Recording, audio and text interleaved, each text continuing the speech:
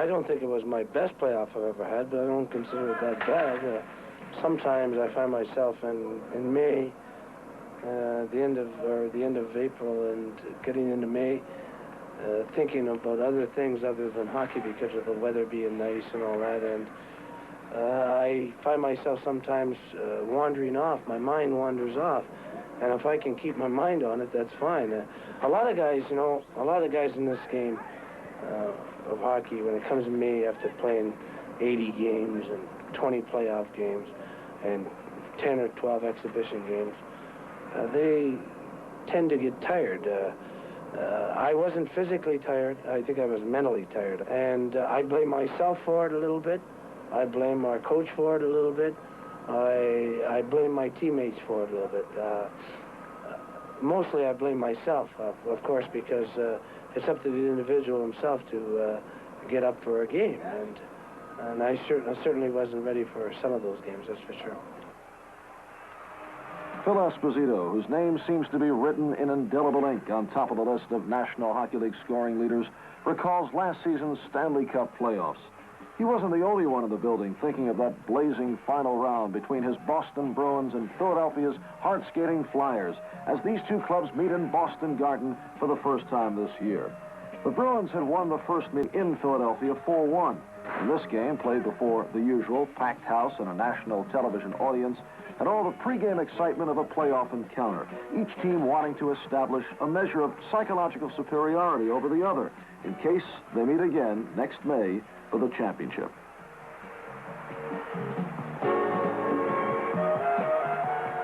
And it didn't take long for the past to catch up with the present, as Philadelphia's tough Dave Schultz and Boston's Carol Vadnais renew their friendship along the boards.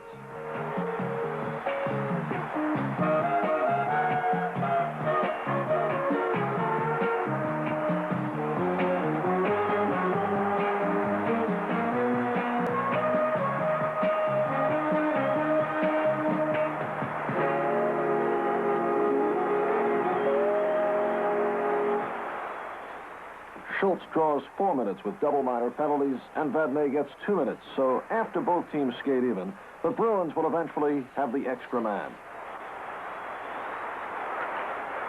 Skating 4 aside, play opens up at both ends of the rink as the teams trade flurries.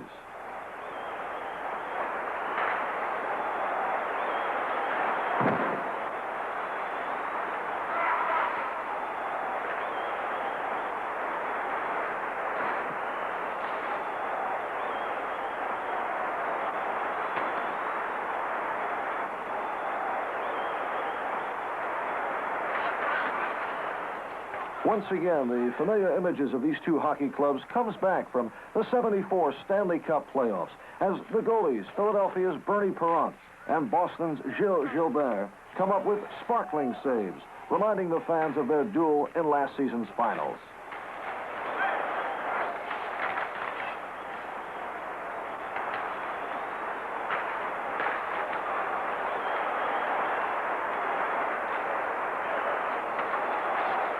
These two teams respect each other. They know that a mistake against this kind of competition can cost a goal, so they work to set an advantage without risking themselves defensively, changing players on the fly, bringing in fresh legs to keep up the pressure. But the goalies hold.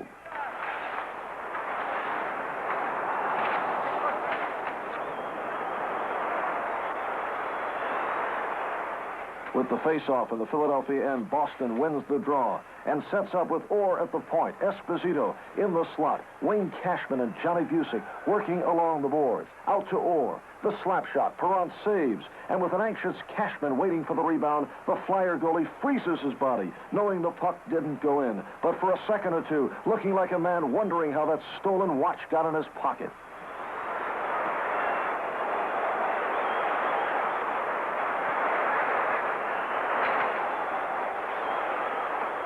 Back comes Boston, working the puck in and skating 5-4 now with Schultz still in the penalty box. Esposito to Cashman in the corner, waiting for the return pass at the net.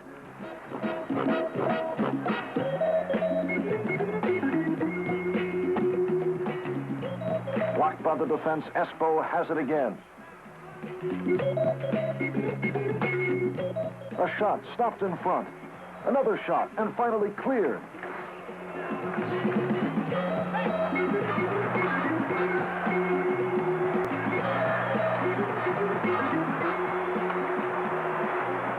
But the Bruins continue to pour it on until Philadelphia's close checking gets the puck, and they go back the other way. The puck to Gilbert's left, and he's sent sprawling in front of his net as the Flyers almost catch Boston with a shorthanded goal.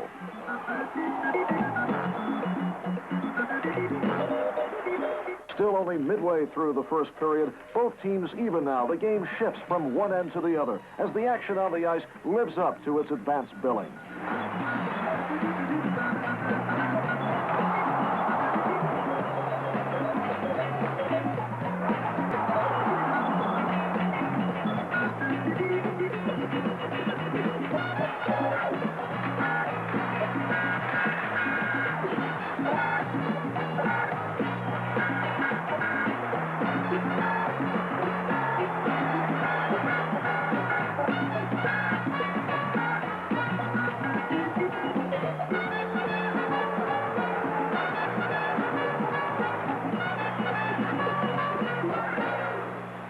But Gilbert is called for delay of game as he holds the puck against the net with no Philadelphia players threatening. The Flyers get their first power play opportunity. Watson tries to go around Orr, takes the shot, kept in by Gary Dornhofer.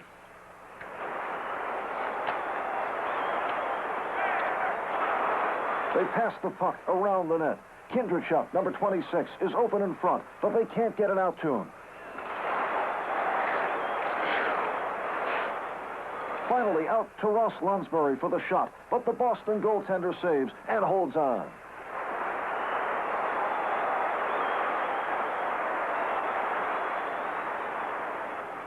Skating even now with a little over 5 minutes left in the period, Boston worked the puck out of its own zone, and Bruin Andre Savard ties up defenseman Tom Bladen along the boards. No penalty call. The puck squirts loose, but Ted Harris clears, and the Flyers break with Bill Clement feeding Bobber, going in alone on the defense.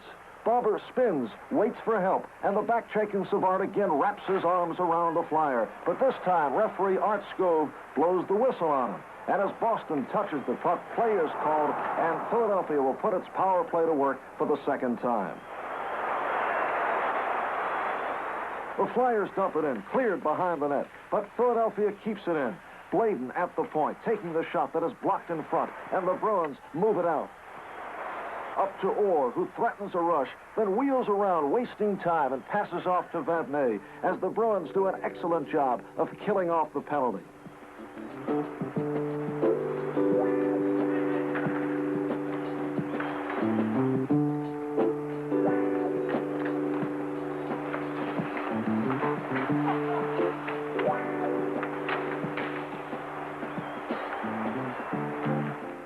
But minutes later, the Flyers pressing now. They keep the puck in play in the Boston end. Schultz taking the puck around the fallen Dallas Smith, and he looks to take the shot.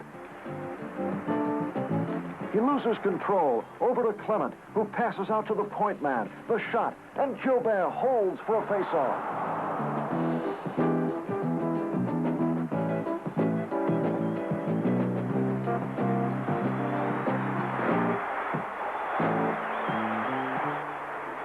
Bobby Clark wins the draw. The Flyers spreading out, opening up lanes for a clear shot on the net. And number 27, Reggie Leach, finds it with a slap shot, putting Philadelphia up 1-0 at 18-19.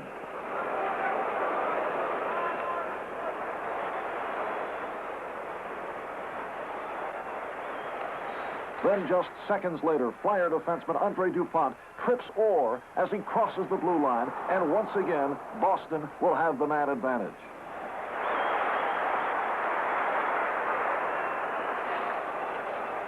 Orr brings the puck up. Back passes neatly to Cashman, and the Bruins quickly work it around, trying to set up Esposito at his favorite place in the slot in front of the net.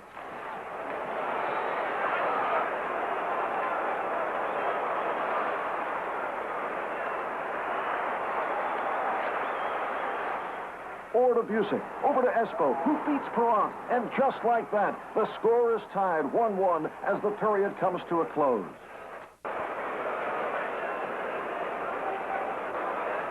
The Flyers get the second period off to a quick start by getting the puck into the Boston zone and right wing Bill Barber into the Boston net.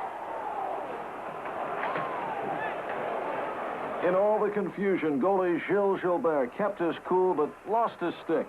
And luckily for Boston, they were able to clear the puck out of danger and carry the play down to the Philadelphia zone.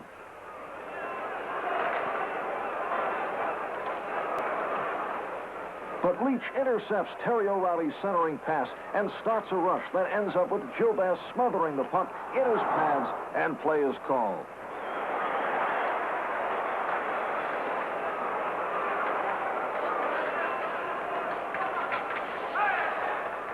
Philadelphia has come out red hot, and in these opening minutes, they managed to control the puck, really putting the pressure on, keeping things moving toward the Boston zone. Getting off shot after shot, they forced Gilbert to cover up, and he settles for a face-off deep in Bruin territory.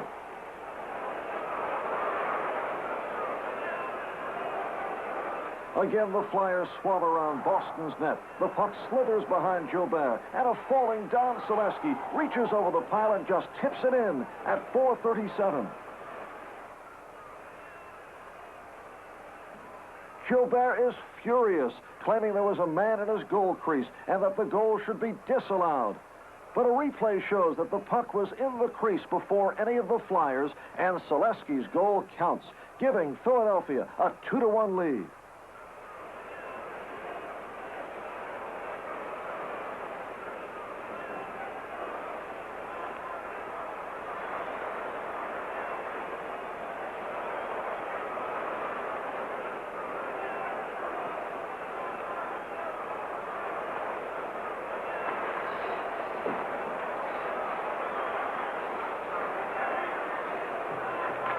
Now, once again, those who saw these two teams in playoff action are in for a dose of déjà vu as the pace accelerates. Both clubs trading rushes amidst fine defensive plays and outstanding goaltending.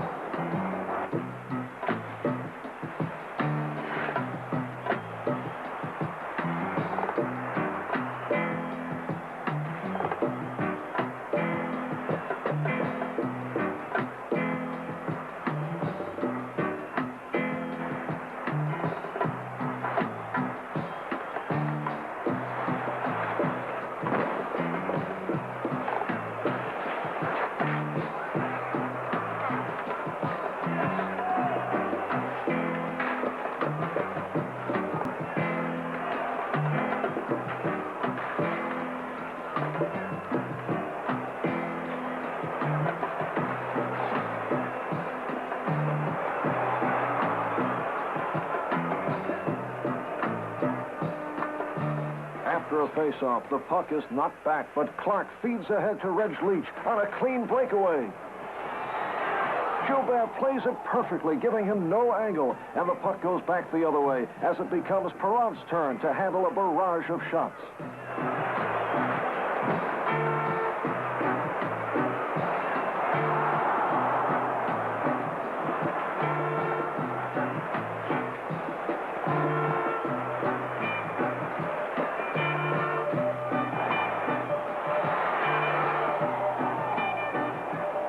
Ice level, the camera catches the heavy body contact these two very physical clubs are famous for.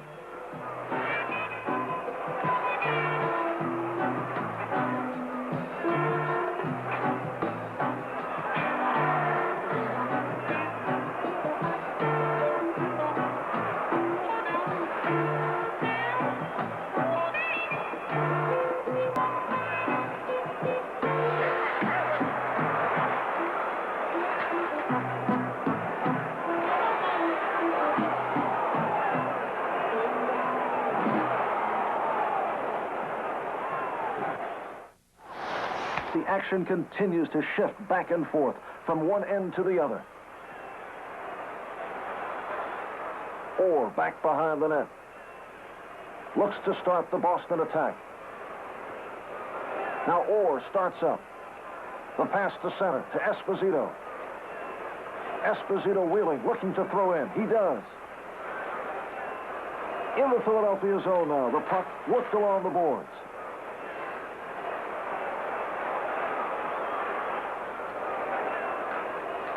Comes out to Orr, but his pass off the edge of the stick goes right to Bobby Clark, who feeds up to Bobber, seemingly about to split the Boston defense. But Orr's great speed makes up for the bad pass, and he catches up to Bobber, riding him off the puck.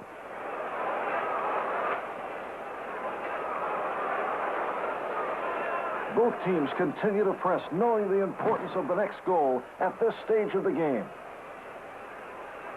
The Flyers look to get it out. Harris winds it around. Now Clement on a breakaway. The shot blocked by the goaltender, Gilbert. And here come the Bruins back the other way, led by Greg Shepard. Shepard slaps. It is stopped by Perron. Bruins keep it alive as O'Reilly tries to get it out. Now here's Kelly digging along the boards. Here's Kelly to center. Here's Kelly to the blue line. The slap. Glove save made. And Gilbert holds on.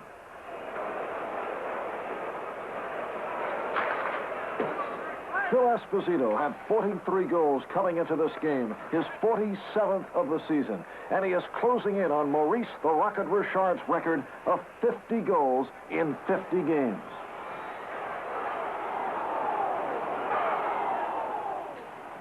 I feel that the pressure sometimes is great on me, only because when I don't score a goal, our team loses 4-3, 3-2, 2-1. And I always think, well, if I would have did my job and got a goal tonight, it would have been 2-2 or 4-4, or we would have won 4-3 or something. So, and I don't know why I do this to myself, but I do put pressure on myself. I figure that I should score goals. That's the best thing I can do, I think, in my life, really. So I should do it.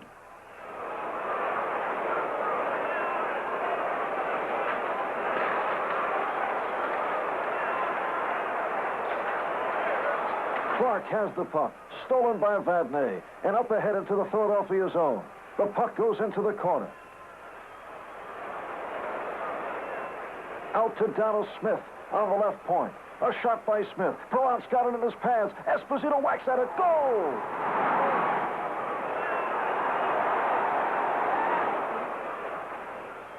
Phil Esposito ties it up at 2-2 at 9:39 of the third period. Here's the replay. Esposito's 45th goal, and Boston Garden comes alive.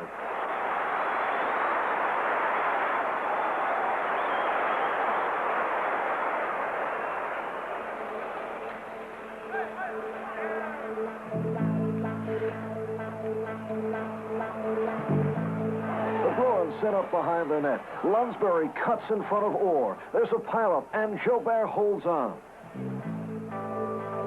With the minutes of this important game ticking away, Bobby Orr stays on the ice.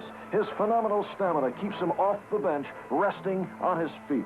By the end of this game, he will have logged more than 40 minutes playing time.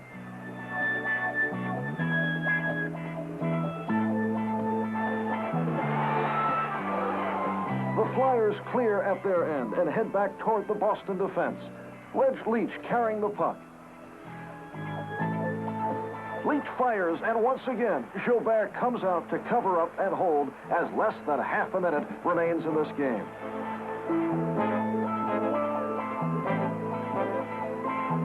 Back in the Philadelphia end, the Flyers clear around the net, and these two teams who played so evenly today will finish tied at 2 goals apiece.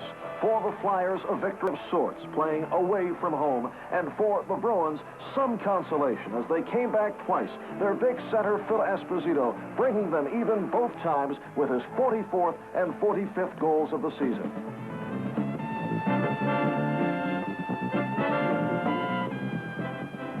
So there's going to come a day when I might get 35 goals, which is for other people is a great year. But for me, it will be a bad year, and I'll get booed by the fans and probably get traded by the Bruins and end up in Oshkosh or someplace, and here I'll be. But listen, this is my life. I chose this, my profession. I chose it.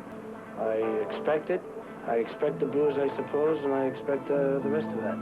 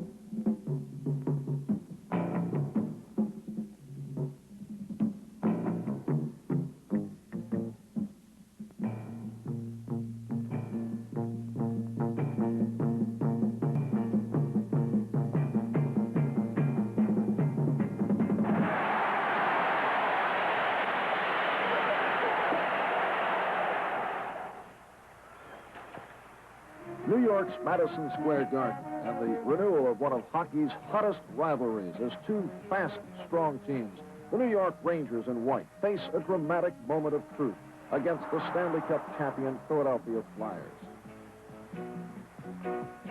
The last time these teams met in Philadelphia, the Rangers won convincingly 3-1, but that came after 3 losses in a row to the tough Flyers. And after losing to them in last year's semifinals, there was a question in their minds if they'd ever beat them again.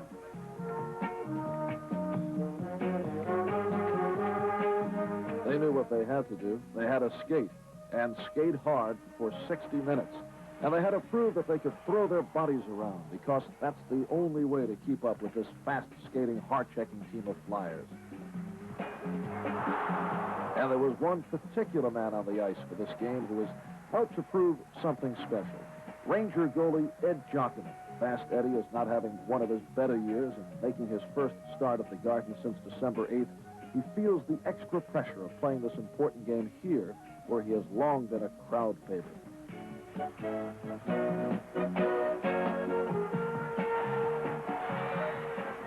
The Rangers still have a chance to catch Philadelphia for first place in their division, and throughout the opening period, the game is surprisingly devoid of the penalties and fights that usually clutter play between these two teams.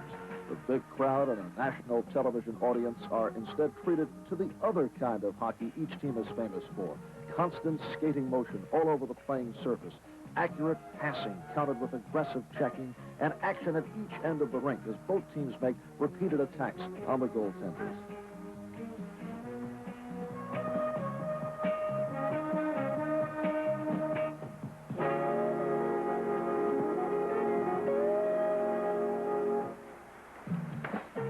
Only high-scoring left wing Bill Barber is out for the Flyers, while the Rangers, suffering an amazing number of injuries to key people, must play without regular defenseman Nick Beverly and all-star Brad Park. And with a good part of their scoring power missing, as center John Rattel and rookie sensation Rick Middleton are both sidelined.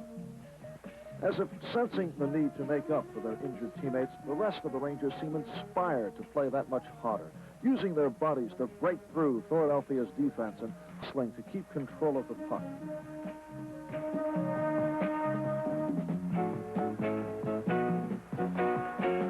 The stylish Flyers are now the class of the league, but there was a time not too long ago when they couldn't rent a win on Garden Ice. They were more tenacious than the other expansion teams of a few years back and seemed always ready to drop their gloves and mix it up. But every time they met the Rangers, though they seldom won, they learned a little more from the older, more experienced club. And finally, during last year's playoffs, they came of age and eliminated New York in a bruising 7-game series and ended the Rangers' domination over them. So now their positions are reversed, and it is New York who must come on strong if they are to challenge the Flyers for this year's Stanley Cup championship. And the New York fans, upset for most of the season because their Rangers weren't beating everyone in sight, suddenly find themselves enjoying their new role of cheering for the underdog, and their loud choruses of supporting roars thunder down to the players on the ice. And the Rangers can feel the crowd's appreciation for their hard work against their talented rivals. There was only one minor penalty in this well-played first period as both teams concentrated on the fundamentals of this basically fundamental game, trying to keep control at mid-ice until they had a chance to spring someone loose with a clear opportunity to attack the opposing goal. And then the other team would get a shot, and it was up to the defenses to clear out of their own zone and get the puck going back the other way again, as the first period ended with a question of who was more physically drained, the players or the fans.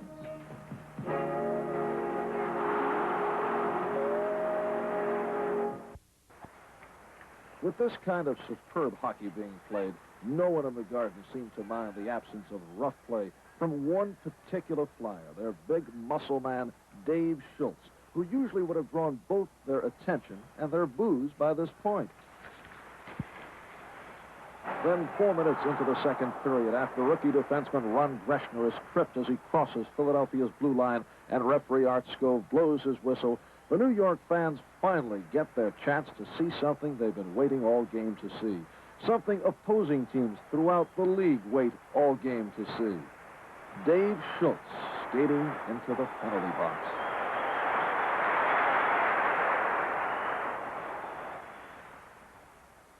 David, it's always amazing to people who meet you off the ice, to the contrast of what Dave Schultz is like on the ice and off the ice. Off the ice, perfect gentleman. On the ice, completely different story.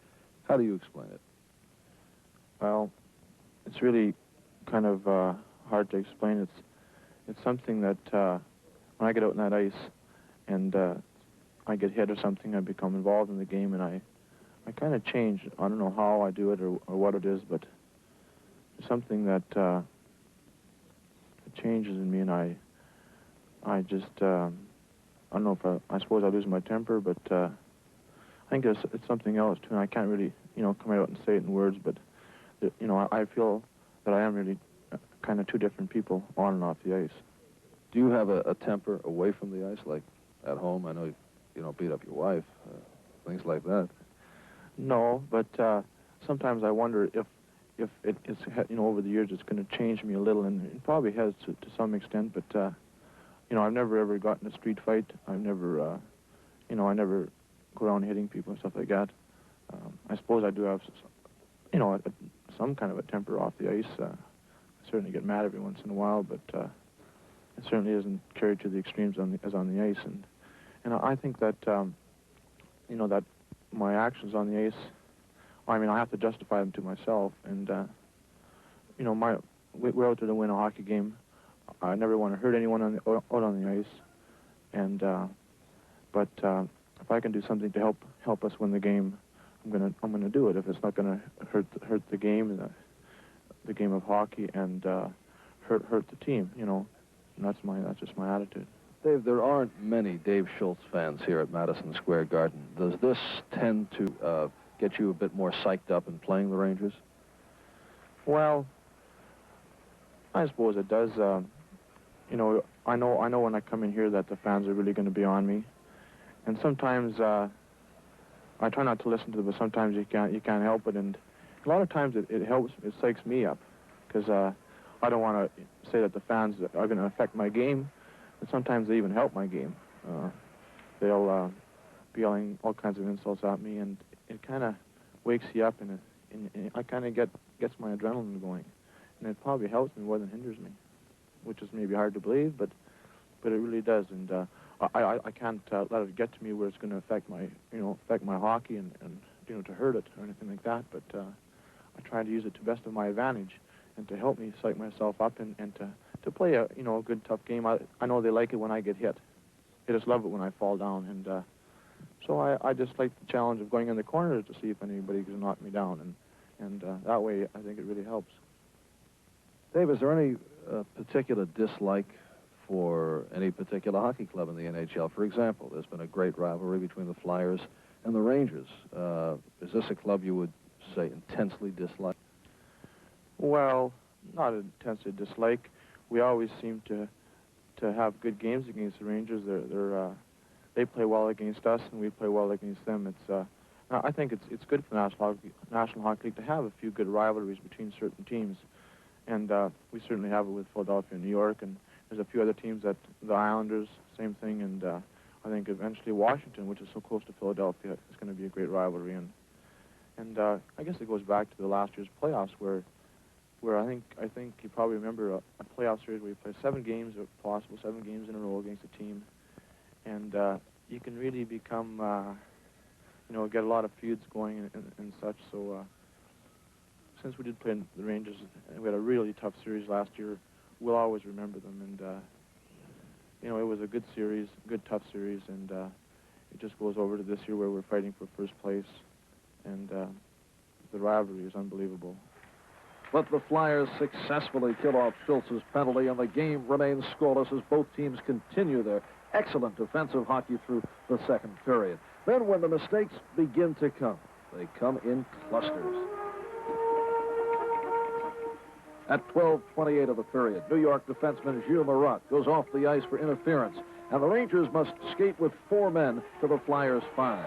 The Flyers have one of the best power play teams in hockey, but the Rangers counter with one of the best penalty-killing teams. and they manage to keep Philadelphia from taking advantage of the extra man with some nifty stick work that keeps the puck mostly in the Philadelphia end. But just 7 seconds after the penalty expires, Ranger defenseman Dale Roth trips the Flyers' Gary Dornhofer, and once again, the Rangers must skate shorthanded for 2 more minutes. The Rangers win the faceoff, but Philadelphia keeps the puck in the New York zone, working to set up an open man. Over to DuPont, who shoots, blocked by Jerry Butler, who sprints into the clear for a clean breakaway, and scores!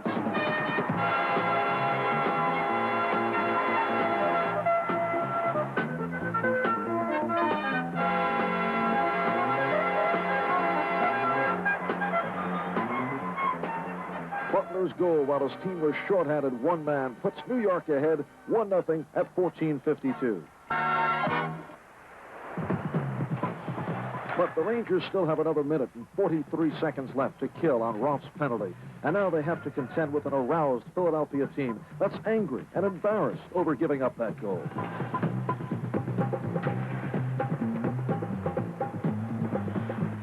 With the puck at mid-ice, the Flyers gain control and head toward the Ranger zone. DuPont dumping it in to the left of Jockerman. The puck goes behind the net. They dig for it along the boards. Kindrachuk comes up with it and keeps it in, passing across ice to Dornhofer at the point. A shot. Jockerman just gets a piece of it. Another shot, Eddie scrambling to get back. The Flyers set up beautifully, passing it closer and closer, trying to get the clear shot. But Jockerman won't give an inch, and he stops the puck in his crease, ending Philadelphia's power play advantage as the Garden crowd chants his name in booming waves of appreciation.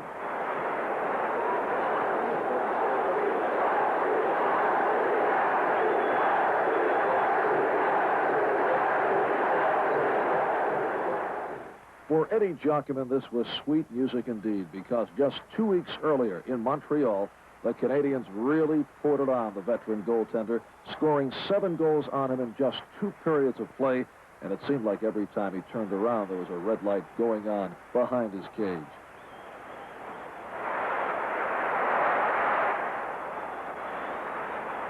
When goalies are signing autographs for their grandchildren's friends, these are the 2 kinds of nights they'll always carry with them. The nights when standing in front of that net makes a man feel friendless and so totally alone. And the nights when he makes all the right moves and a grateful crowd salutes his name. Into the 3rd period, the Rangers once again a man down, and Jockerman never looked better, protecting the slim 1-goal lead with tumbling acrobatic saves that continue to frustrate the hard-pressing Flyers.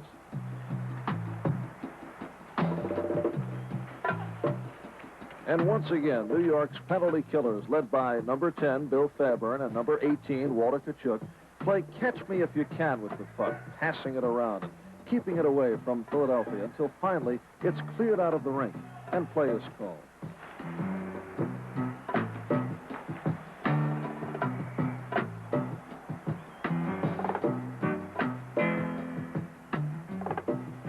The Flyers begin another rush. Lonsbury with the puck. He sends it into the left of Jockerman, who comes out of his net to help his forwards clear.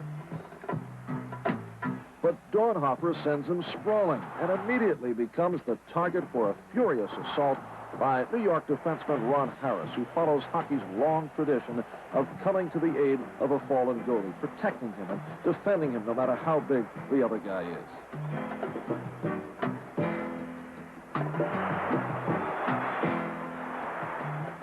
Harris had just returned to action after a very complicated hip injury, but he's the kind of player who soaks up the spirit of the action, and he wasn't going to let anyone get away with mistreating his goalie, especially not when the goalie is playing the way Eddie Jockerman is in this game. The whole Ranger team seems inspired, and for Eddie, the gloom of all those red lights in Montreal is fading away fast. When things finally settle down, Harris and Dornhofer each draw 5-minute major penalties for fighting, but the Rangers still have a man in the penalty box, and they'll be shorthanded for another 49 seconds.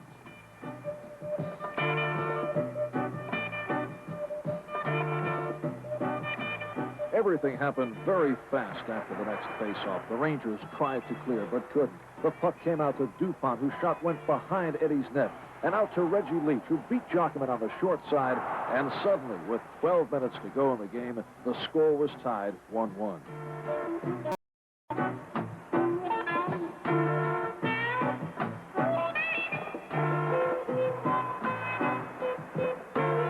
Philadelphia's power play goal ended Eddie's shutout, and for the first time since the opening face-off, the crowd was stunned into silence. Minutes later, as the puck is sent sliding into the Flyers' zone, the Rangers chase it and keep it in as Walter Tkachuk fires a low shot at goalie Perron. It's blocked, but the rebound pops up into the air. Perron can't find it, and Fairburn pokes at the loose puck and flips it in.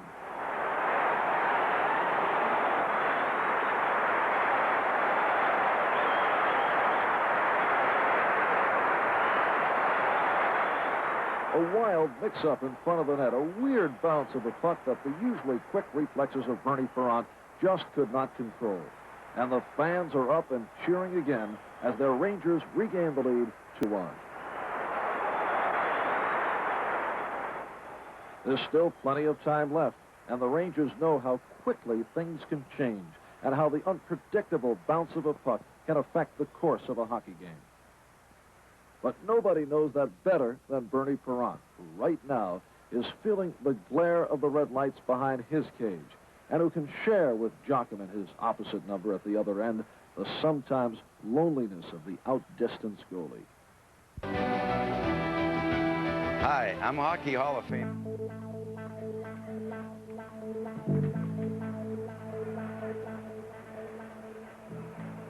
It's up to the Flyers to press now, sending 2 or 3 men in deep to fight for the pucks. They'll be shooting every chance they get from now on, as Jockman and the Rangers can't afford to give them the smallest opening.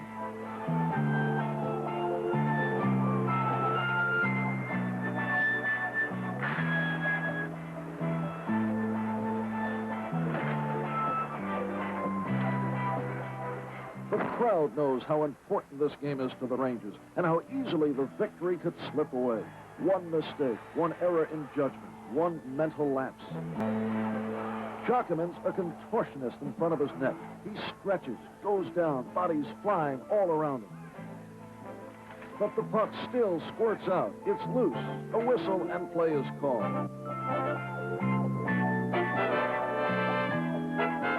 A minute and 11 seconds to go in the game, and the Flyers leave their goal undefended in order to get an extra attacker on the ice in place of Perron. They're desperate for a tie now, because if they lose, it won't matter by 1 goal or 2. The Rangers try to hit the open net, but DuPont blocks the shot. He sends it up to Leach.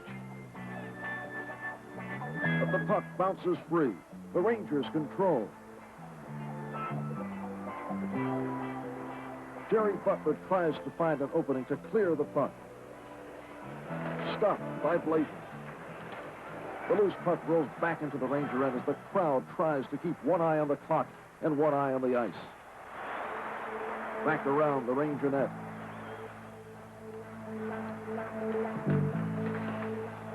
Philadelphia has it.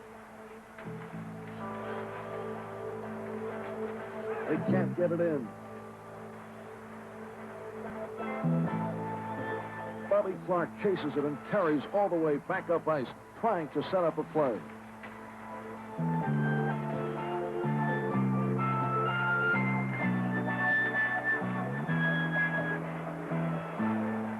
But Dale Rolfe grabs him from behind, and with only 15 seconds to go, the Rangers draw a penalty, and the Flyers will go the rest of the way with a 2-man advantage.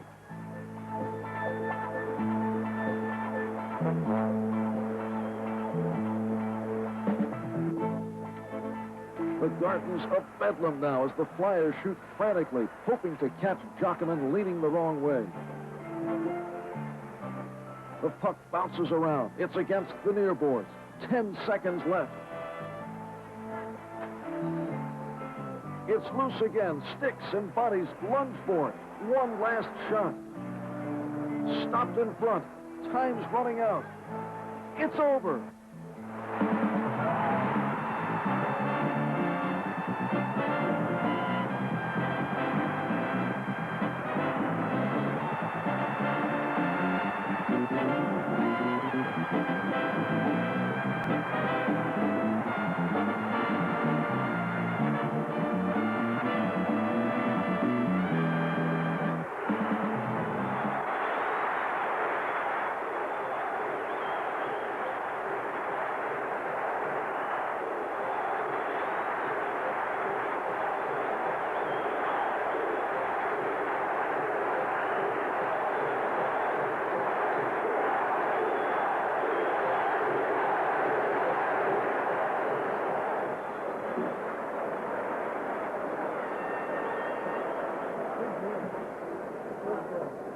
And here are the three stars of this afternoon's game. First star, number 1 of Philadelphia, Bernie Prince. The second star, number 18 of New York, Walter Shook. And the number 1 star of the game, number 1 of New York, Ed Jockey. If it would have been one fan yelling Eddie, it would have been a great help for me. Instead, it was 17,250 or whatever it is. It really left.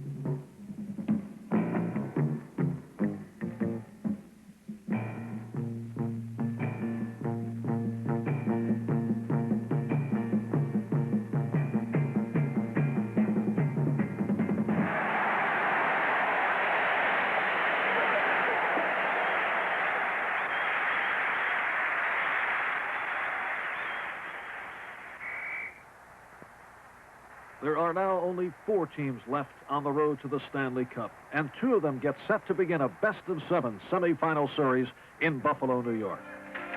The home team Sabres in white are part of the big story in the National Hockey League this year. Another expansion team that has reached maturity in this only their 5th season.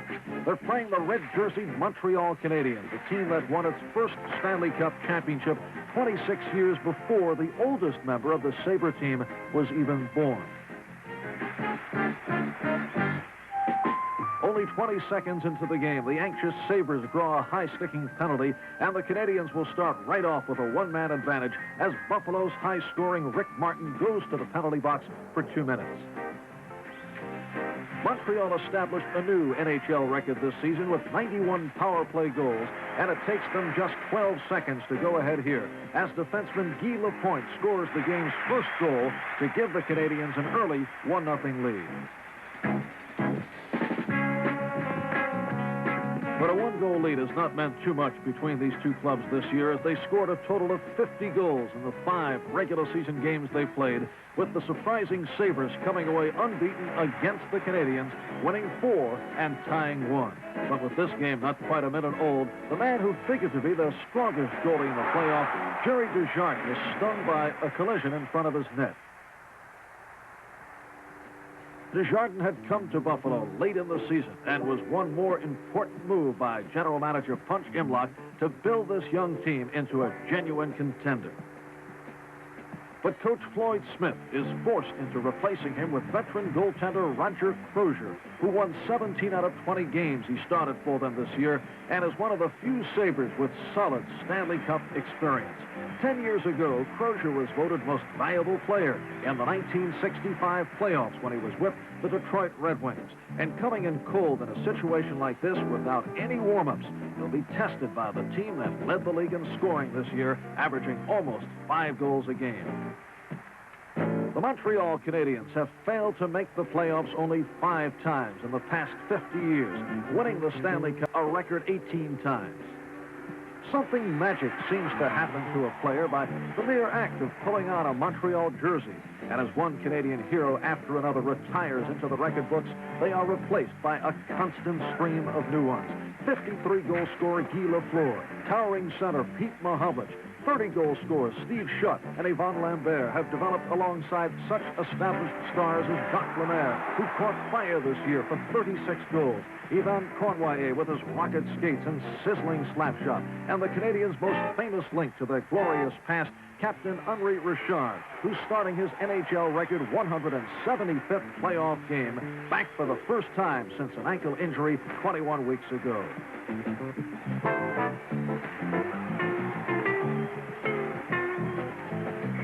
But the young Sabres match them stride for stride, and 4 minutes later, they get their first chance to put their own power play into action as the heavy pressure they put on Montreal forces the Canadians into mistakes and gives them the man advantage as Richard draws a holding penalty and skates off the ice for 2 minutes. Buffalo has been something of a goal-scoring machine itself this year, establishing 20 new individual and team scoring records as they finished second overall to Montreal, and their French connection line with number 11, Gilles Perreault at center between Rick Martin and René Robert became the league's most productive trio as they finished with 131 goals among them, and they turn it on here.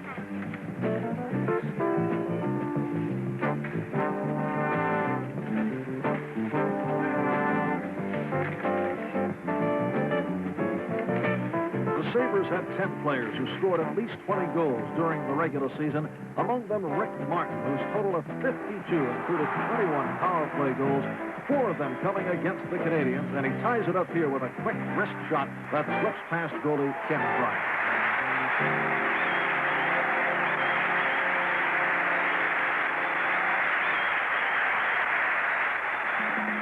5 years ago, the Sabres existed only as a list of names on a piece of paper. And now, playing before their usual sellout crowd and a national TV audience, they show how that list has turned into an explosive hockey team.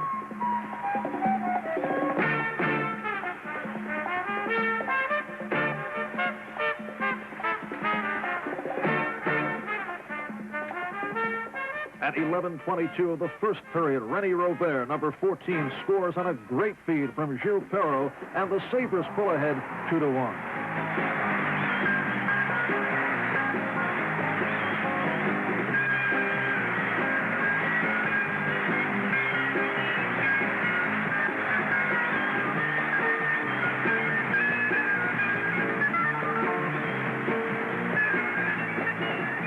Season long, as Buffalo scored goal after goal and continued to win, they and their fans wondered if they could keep it up into the playoffs. But now, against the fabled Canadians, they played like a team ready to believe they could wind up with their names engraved on the Stanley Cup.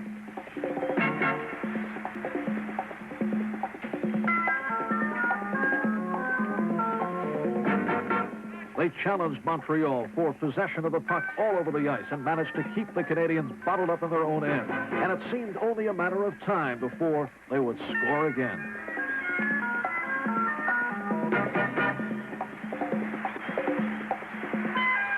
And 7 minutes later at 18:07, Rick Dudley makes the score 3-1 as he gets off a shot in heavy traffic.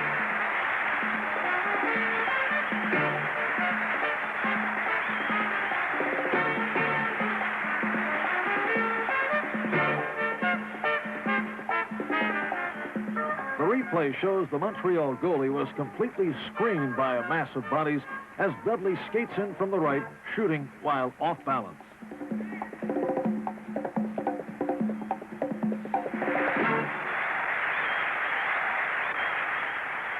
Trailing now by 2 goals as the first period was drawing to a close, Montreal was in danger of letting Buffalo take complete control of this game.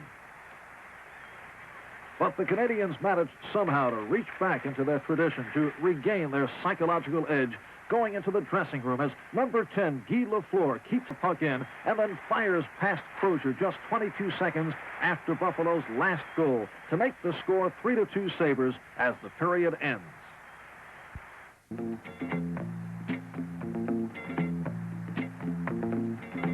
As Buffalo came out for the second period, they knew, as the Canadians did, that the game's momentum was still in a balance, that the next goal might shape the rest of the game.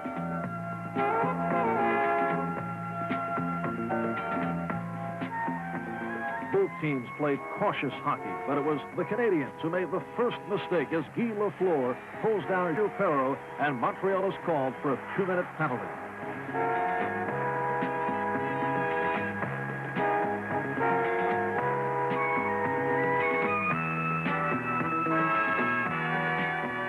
Buffalo had scored 9 power play goals against Montreal during the regular season and one already in this game. So now it was up to the undermanned Canadian defense to turn things around, to keep the slick shooting Sabres from increasing their lead.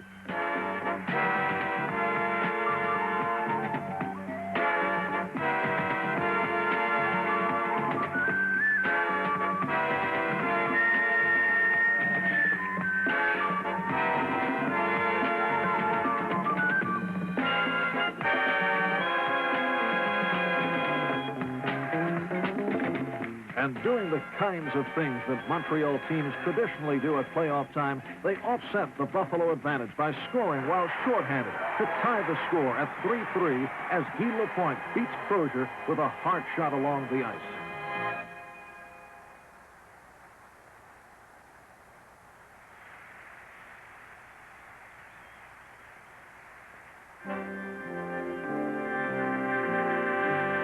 The game is turned into a dazzling show of offensive ability, and as if they can sense the crowd's appreciation, these two high-scoring teams take off to see who can work the most miracles with the puck as they trade rushes from one end of the rink to the other.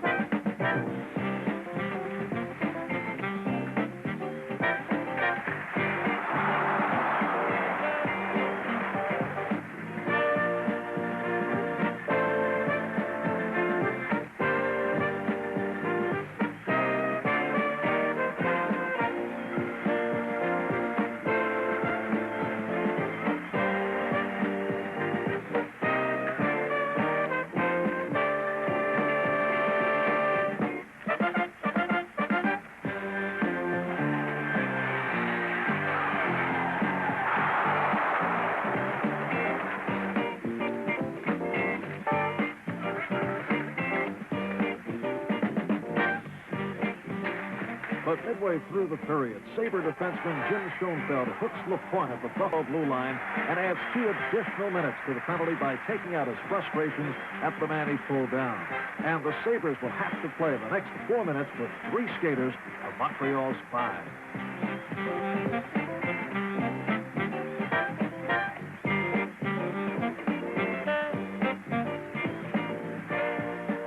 It's like target practice for the Canadians, who line up and take shot after shot at the Buffalo goal as the Sabres try desperately to put up some kind of defense around Crozier.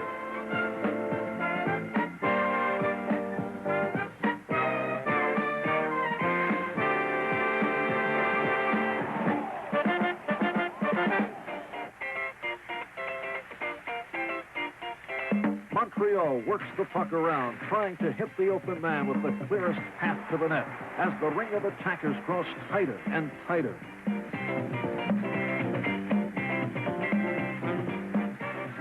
Until finally, number 12, Yvonne Conway, slaps at the loose puck in the middle of the crowd and sends Montreal out in front 4-3.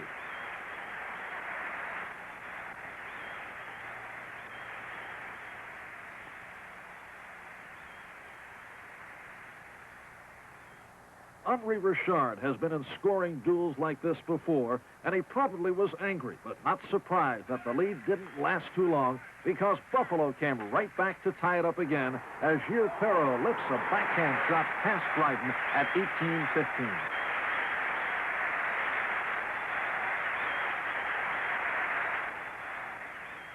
With 20 minutes of regulation time left, the Sabres, like Montreal had after the first period, took the game's momentum with them into the dressing room. Old hockey fans had begun to notice the similarities between these two teams as the regular season wore on. Certainly a compliment to the young Sabres, and they now stood tied at 4 goals apiece. They had each finished the season with the same number of points, but since Buffalo had won more games, they were awarded the home ice advantage for the series. And they knew that if they were going to become champions, sooner or later, they would have to get past the Montreal Canadiens in the playoffs. And the time had come to prove to themselves that they could.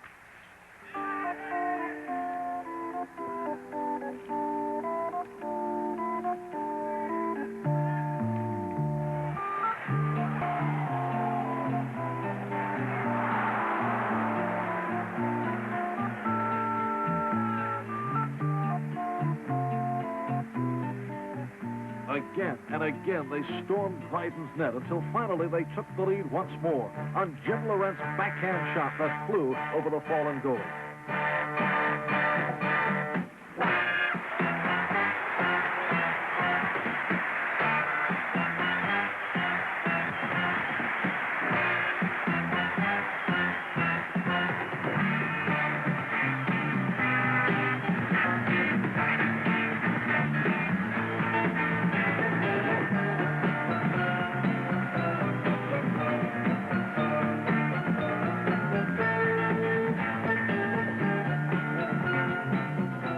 They now led 5-4, and this was a lead they were determined to keep.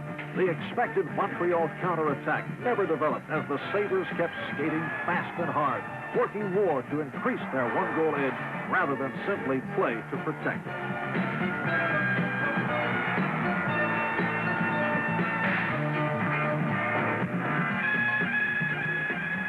They kept Montreal pinned in their own zone, forechecking and backchecking, always on the offensive, and giving the Canadiens a chance to build up the head of steam they traditionally generate whenever their backs are against the wall.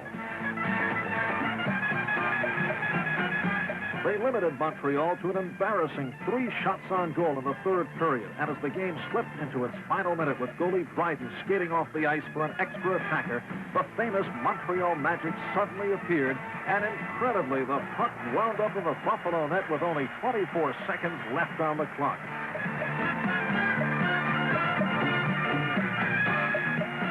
It was an impossible shot from an impossible angle, but it meant this game would go into sudden death overtime, where the first goal scored would decide the winner.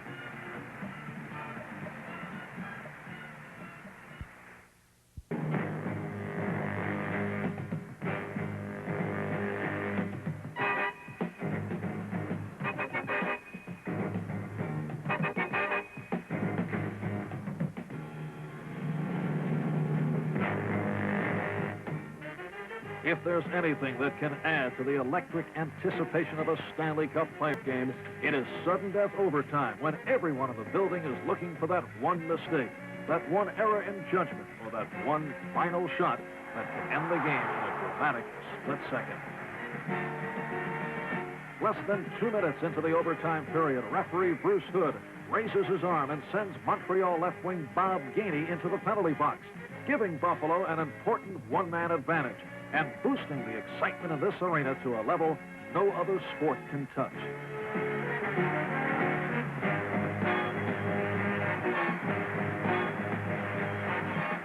The Canadiens' first responsibility is to protect their goal, but even though Buffalo has an extra man, Montreal can't ignore any possible scoring opportunity. And right away, they jump at the chance to shift the pressure to Roger Crozier's end of the ice as Pete Mahovlich skates in with Guy Lafleur on his right.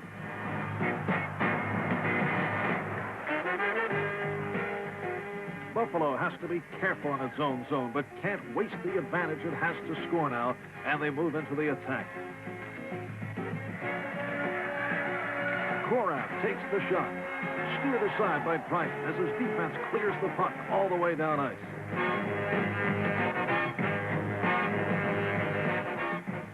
Remy Robert has it there and starts back, but he falls and loses the puck. Martin tries to skate in, but can't get the shot off as the tension finally gets to the usually unflappable Montreal goalie.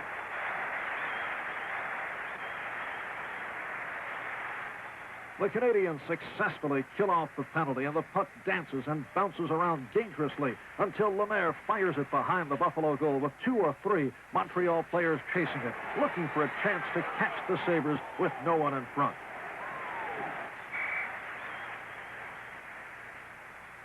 But play is stopped, and we pick up the action with NBC's Tim Ryan as he calls the next faceoff. Richard against Luce on the faceoff, and Richard will be chased by linesman John D'Amico. Lemaire will move in. You must have your skates lined up on that front line of the tee.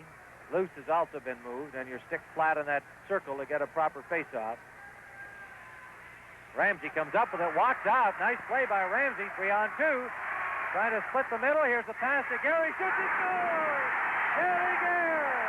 And the Sabres win it 6-5. Right between the legs of Tim Dryden, the rookie who scored on his first shot in playoff competition against Chicago, comes up with his first overtime goal of his NHL career, and it gives Buffalo a 1-0 lead in this Stanley Cup semifinal series.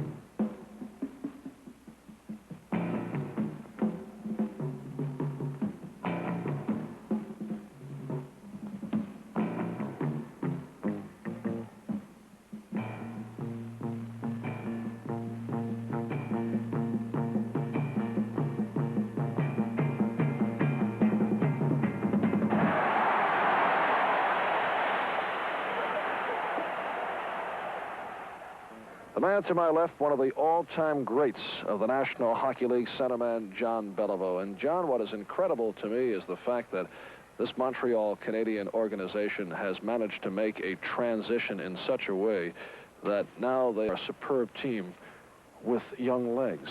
They've really turned around with all kinds of new people in the lineup. Well, there's no doubt about that, 4 or 5 years ago, the age average on the Montreal Canadiens was a little high. They managed through good scouting to come up with the right players. I noticed that last year and even 2 years ago, some people and sometimes a member of the press were a little surprised by some of our pick. As an example, a fellow like Gainey. We have a group of players who are fitting very well, completing each other. As another example, you're going to take players like, let's say, Cournoyer and Lemaire, which are by nature offensive-minded. So you need the players, defensive-minded players like Gainey, like Roberts, and so on, to complete the trio. What is the difference for a youngster breaking in now as opposed to 10, 15 years ago? I would say we're just talking about speed, but it's not only skating. In the NHL, you have to make your play a lot faster, a lot quicker. If you don't release your shot, it will be deflected. That's why you see so many of those shots being deflected by the defenseman. You got to make your pass a lot quicker, a good snappy pass, not aiming. And how soon that you have decided on a play, you have to do it a split second. And sometimes it takes a few years for youngsters to get adjusted to this style of hockey.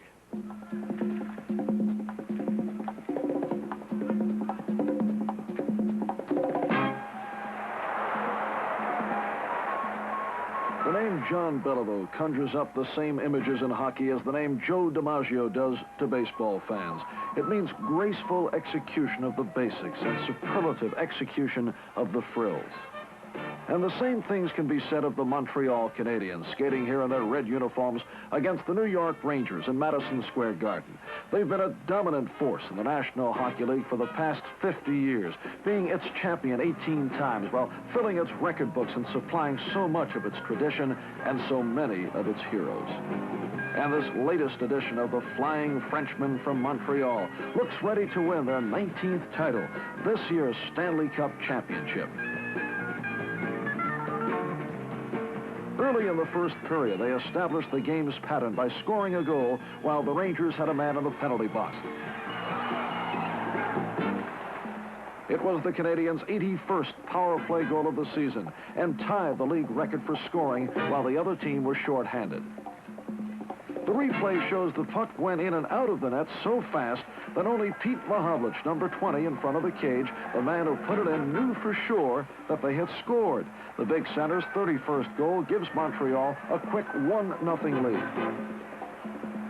Montreal is currently riding another streak and another record. They have not been defeated on the road during their last 21 games. An amazing record considering the weight of hockey's traditional home ice advantage. And it is an advantage the Rangers could surely use at this point in the season. A season of so many injuries in which only 2 of the regulars have played in every game. But despite the friendly support of a sellout crowd, the New Yorkers add to their troubles early with a series of penalties that take some of their healthy players off the ice. The Rangers are in a tight battle for second place in their division with their hometown rivals, the New York Islanders, and the tensions of this undermanned season can bring tempers to the flashpoint in a hurry. Hockey is a fast, emotional game, and sometimes, like now, the referee uses the penalty box as a cooling-off place.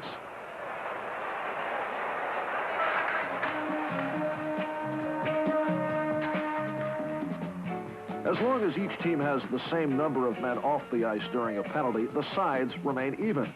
But New York draws an unfortunate string of one-sided infractions that gives Montreal a chance to really put its power play into action.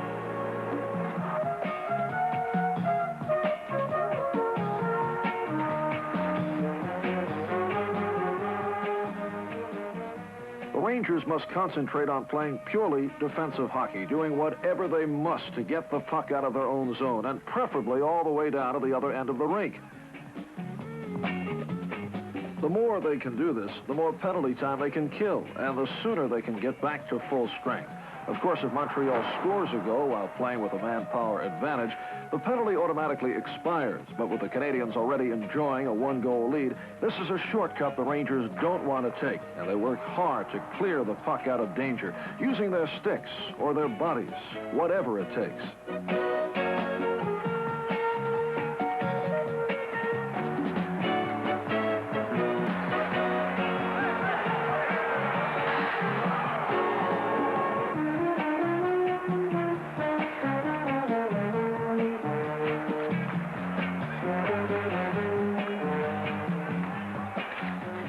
The basic theory behind the power play for the team on the offensive is to make use of that extra attacker to try to keep control of the puck until eventually they can get it to the one man who is left uncovered.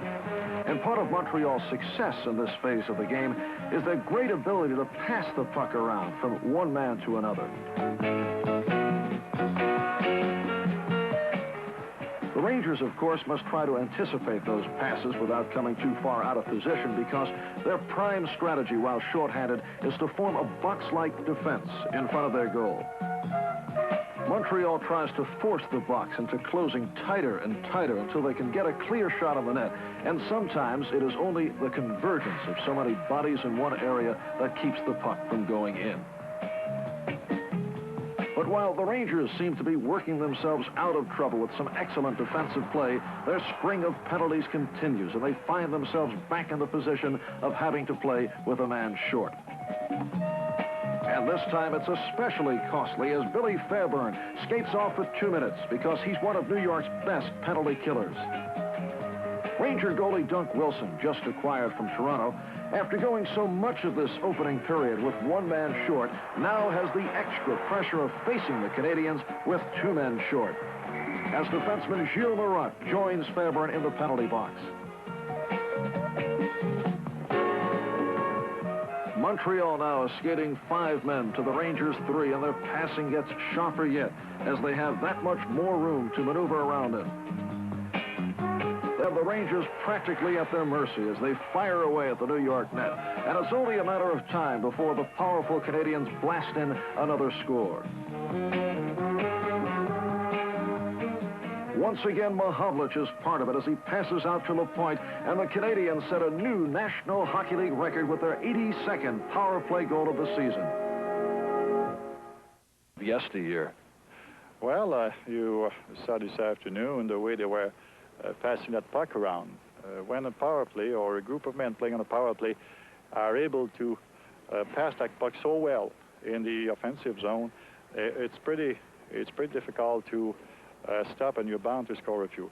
We had for quite a few years this power play, if we go back in our time, of Harvey and Geoffrion on the point. I was playing center with Homestead on left and Maurice Rocket-Richard on right. And it's true that they had to change the rule. I remember one night I got 3 goals on one power play in 44 seconds against Boston, and not long after they came up with this new rule, which is a good one, because we know in hockey and that 1 goal on many games are a very big edge. But it's very hard. I think in our time maybe Geoffrion and Harvey, where Geoffrion had a great shot, Lapointe has a great shot, so they're pretty well even. And Harvey was the one preparing all those play coming out of our own end. We had Harvey was so good with making a pass. We didn't have to stop. We could come out all together and receive that pass at full speed instead of some of the play today where a player has to be standing still, which is a big difference. But both are two great set of power play. It's hard for me to say that we were better, and this one is good because, well, today they reach a new plateau, and which is I'm very glad for them because they've been working very well and very hard together.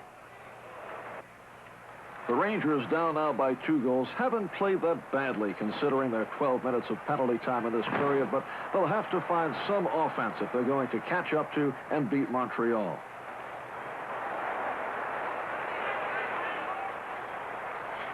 As the period ends, Dunk Wilson, making his first start at Madison Square Garden for the Rangers, now knows what his fellow goaltenders have been going through, with most of New York's usually reliable defensemen out with injuries.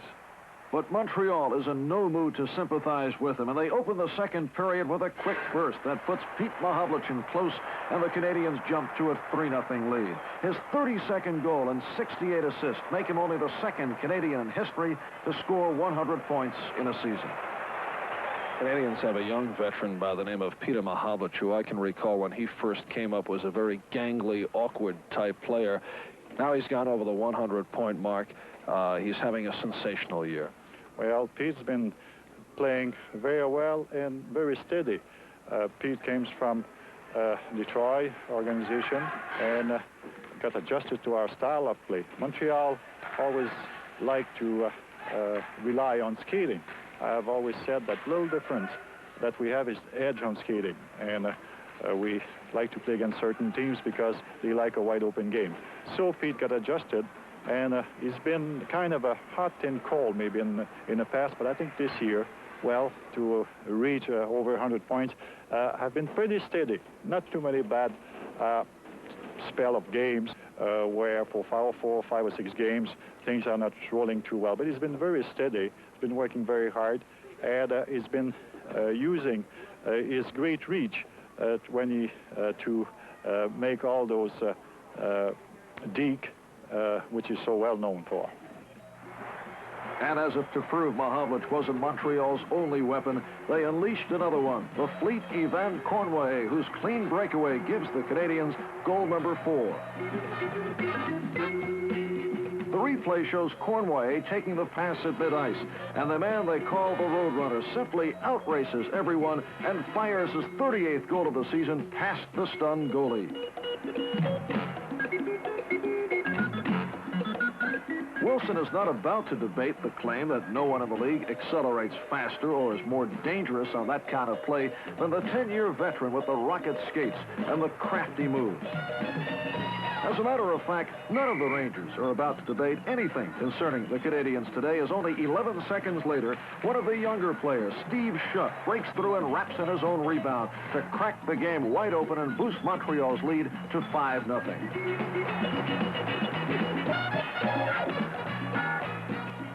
Shutt, who seems destined for stardom, is only one of a whole flock of young Canadians rapidly gaining hero status. The most publicized of them all, Guy Lafleur, who scored an incredible 130 goals in his last season of junior hockey, has blossomed in his 4th year in Montreal to become the superstar everyone predicted he would. Judd, I can recall when you broke in with all the publicity that surrounded your entrance to the National Hockey League. This was very similar to when Lafleur broke in. There was tremendous pressure on Lafleur, and as you say, he had troubles right at the start. I think too much was expected of him at the start. Well, I feel there is nothing worse for a young rookie in any sport, not only hockey, but in any sport, to start a career when you are preceded by such great publicity. Because whatever you do, we have the feeling, us who are involved, that the fans are expecting more. And it's hard for a player to satisfy the public. Well, I remember some games when I came up and I scored 3 goals, and on my way out of the building, well, you could have scored 4. I scored 4 on a few occasions, and people were saying you could have scored 5, and so on. So I think it took maybe a little longer for Guy, but he has become complete hockey player, and he's a team player, because I would say that in hockey or any team sport, the team should come first and your personal record second. Became the first Canadian ever to score 100 points in a single season. And the parade of young talent continues, with Doug Riseborough playing in the spot held so long by Henry Richard, who's been injured for most of the year. Only a rookie, Riseborough centers a line with 3rd-year man Yvan Lambert, who has 28 goals so far this season, and Mario Tremblay, another rookie, who's got 16 goals. 2 other young wings, Murray Wilson, a 1971 first-round pick, and 2nd-year man Bob Gainey, Montreal's first choice in the 1973 amateur draft, have 33 goals between them, skating on a line centered by veteran Jacques Lemaire, while defenseman Larry Robinson, now in only his 3rd season, has been called a future All-Star by coach Scotty Bowman. In Montreal, a city that thrives on its hockey heroes, there is a tradition of excellence spelled out in trophies, awards, and a string of Stanley Cups. And magic seems to happen when a player puts on that proud Canadian jersey. It's something they can almost touch, that Montreal stardust, and it seems to be maturing them into champions. Montreal's success, goalie Ken Dryden is looking to preserve his shutout. The 6'4" Dryden sat out all last season as a $150 a week law clerk after a contract dispute. But he's back this year, only his 3rd as a professional, and the Canadians are even tougher with him, guarding their goal in his casual, nonchalant manner. But the Rangers finally give the big crowd something to cheer about, as Steve Vickers, standing in front of Dryden, knocks in New York's first goal.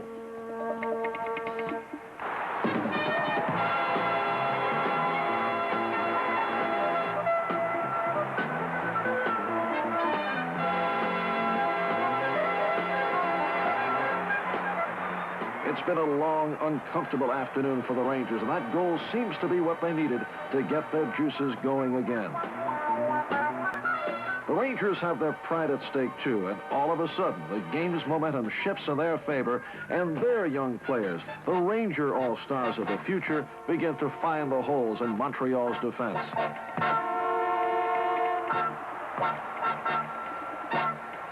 When when Lund Greshner, a fine young stick-handling defenseman, gets hauled down by LaPointe, the Rangers finally get a chance to put their power play on the ice. And even though only a little over 5 minutes are left in the game, they know they've got an opportunity to relieve some of their frustration, and they begin to attack as though the game were just beginning.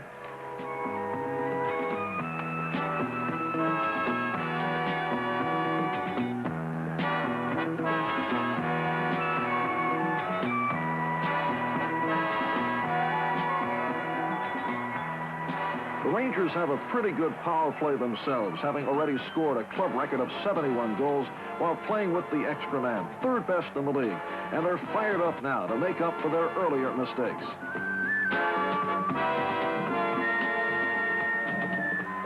And it's Vickers again who finds the net on a beautiful feed from John Rattel, and New York narrows the score to 5-2.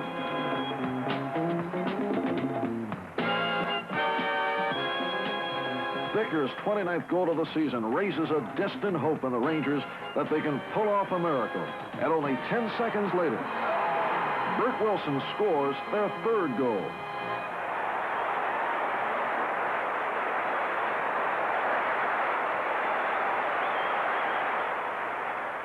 But the miracle ends there for the Rangers despite their strong effort at the end. And Montreal skates away with their 22nd road game in a row without a loss.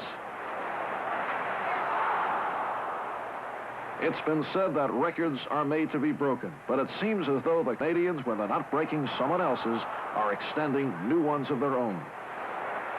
John, the Montreal Canadiens have set a new National Hockey League record for longest unbeaten streak on the road, which is really an incredible record in these times of much travel and where teams are complaining that things are rough on the road. How do you view that? That to me is a very impressive record. Well, I think that's one of the records that's going to be there for a long time. I'm quite amazed personally. We had long success in the past, but 22 games now, and the way they've been playing, if they keep on playing like we've seen this afternoon, and they must have played the same way to be able to have 22 wins in a row on the road. Well, I would say there's not a great effort by everybody. Maybe some of our players are a little more relaxed on the road. It's maybe a little difficult to explain, but you have a little less pressure. Don't forget that in Montreal, our fans are maybe a little spoiled in a way because they know their hockey.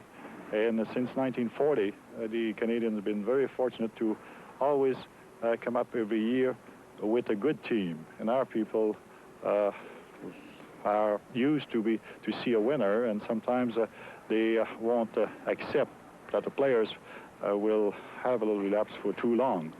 So in a way, I would say that if you add all those things, it's certainly one of the main reasons. There's no doubt that on the other end, the players are conscious when they're nearing a team record, especially one who's, for me, is one of the great ones, and maybe giving a little more effort. And by the time they reaching and pass and surpass, they want to keep on as long as possible.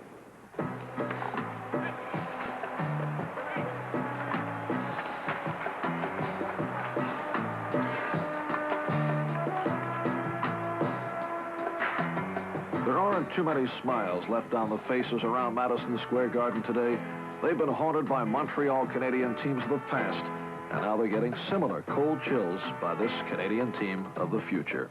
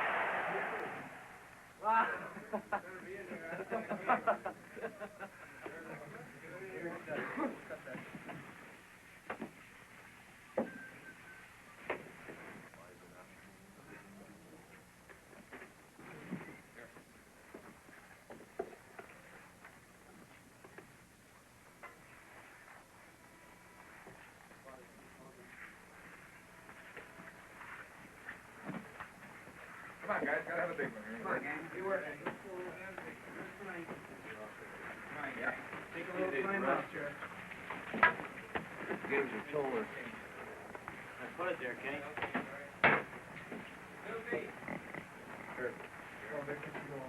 I got one right here. Bobby. Bobby. Stop. Bobby. Stocking tape. Oh, I got some. Hold on to it. Go on.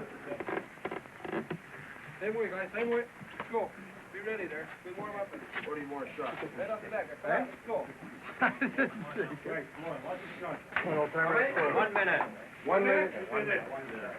Yes, sir. Somebody stole Charlie's stick. Buddy? Yes. Rondo? Got it. Get some, Chico. We finish them today. Fuck, we don't want to play at home. Tony, I like the way you got them stars on there. All right? Is that good or bad? The way you get them out of there. Andre? Bobby? Just a minute. Okay. Just a minute, I'm coming. Suitcase here, Gary. Come on, gang, gotta be sharp today. How are you going in order? Oh, Louis. 1 minute. Come on, guys, come on now. Come on, Bobby. Come on, guys. Come on, guys, come on, guys. You get the puck, speed here, the roller. Speed, speed. Come on, guys.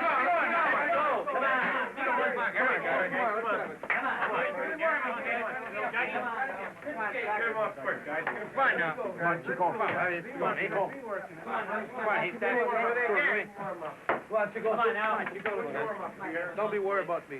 Come on, guys, let's be going now. Keep going. Don't be worried about me. Come on, man. Come on, baby. Come on, baby. Come on, Lowell. Get on top of Mart there. Yes, sir. You want the lineup? You got it made up? Got it made out. I got that sheet right there that I need right here. Who's he starting? Did he tell you yet? No, he was first. No scratches today, am I? Yep, Bob Herda. Oh, he's not on your list. No, he's not on my list. Lost two, right? Yeah. Let's see. Who's starting for the Islanders, Rex? We don't know We yet. don't know yet. Rex keeps secrets really good.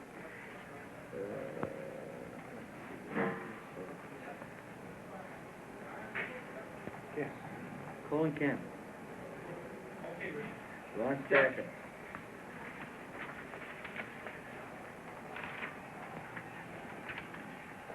Pierre LaRouche.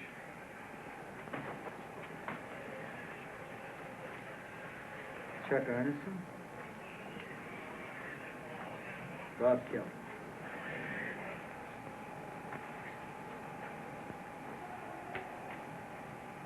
I need one extra assistant captain. That's going to be Bob Kelly, okay? I'm put it on. Okay. Who's your Captain, goalkeeper? goalkeeper, Dennis. Okay. Okay? Thank you very much. Thank you, sir.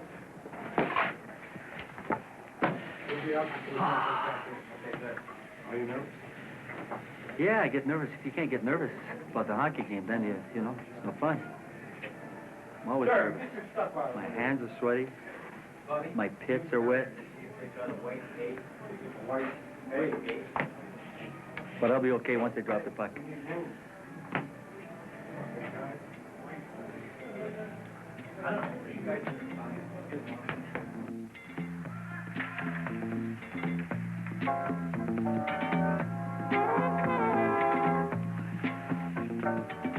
They've laced up their skates thousands of times, adjusted their pads, taped their ankles, their wrists, their sticks, and always with the tingle of pregame butterflies. But as Pittsburgh coach Mark Boileau knows, there's a special charge of electric energy that takes over when hockey players do those same familiar things before a Stanley Cup playoff game. His young team is in Game 4 of a best-of-7 quarterfinal series with the surprising New York Islanders, and Pittsburgh has won the first 3. The equally young Islanders face elimination with one more loss, and they know if they don't win here today, summer begins tomorrow.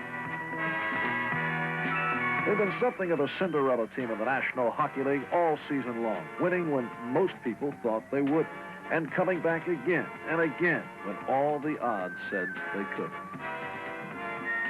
Pittsburgh goalie Gary Innes has been just sensational so far, but less than 4 minutes into the game, Andre St. Laurent puts New York ahead.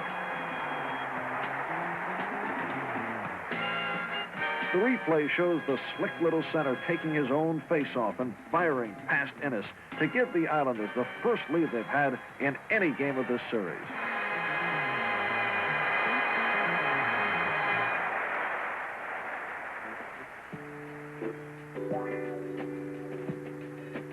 In 1972, the Islanders were a brand-new expansion team put together with a patchwork of promising young rookies and a handful of proven veterans.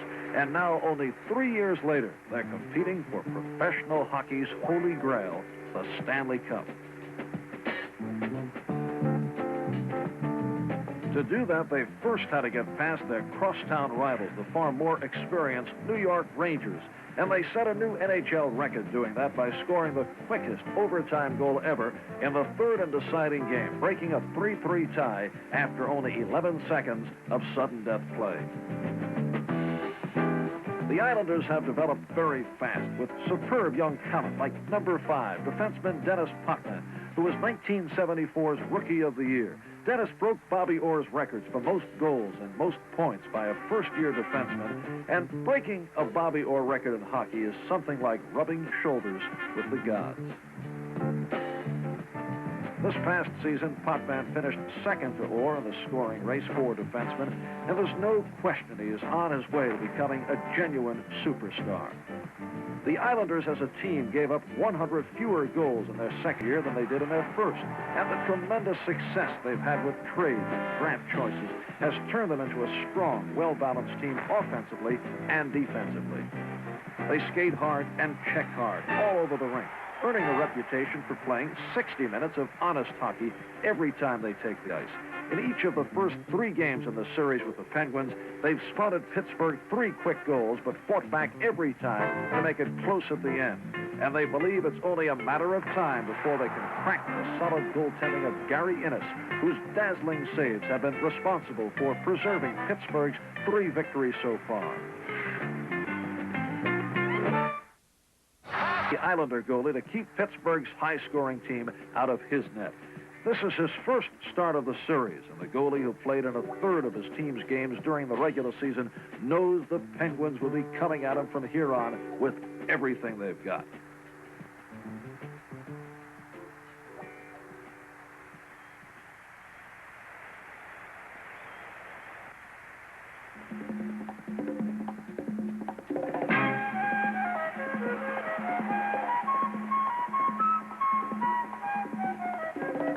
Pittsburgh has 9 forwards who've scored at least 20 goals this season, including 4 who have 31 or more, and 1 who scored 43 as the Penguins shattered their team record and sent waves around the league that a new goal-scoring machine had matured in Pittsburgh. Their leading candidate for Rookie of the Year honors, 19-year-old center Pierre LaRouche, had 94 goals and 157 assists, for an incredible total of 251 points in his last year of junior hockey. And he won the rookie scoring title this season in the NHL with 31 goals and 37 assists. A trade with the Rangers brought Vic Hatfield and his 31 goals, and with fine shooters and playmakers like Sil Apps Jr., John Pronovo, and Ron Schuck, the Penguins can explode at any time.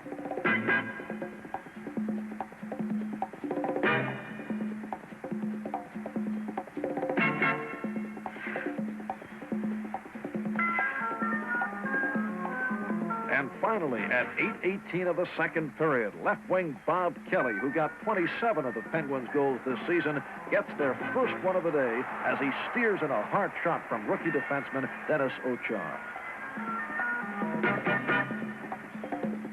The replay shows Kelly and LaRouche trading passes until Kelly winds up alone in front of the net to tie the score at 1-1.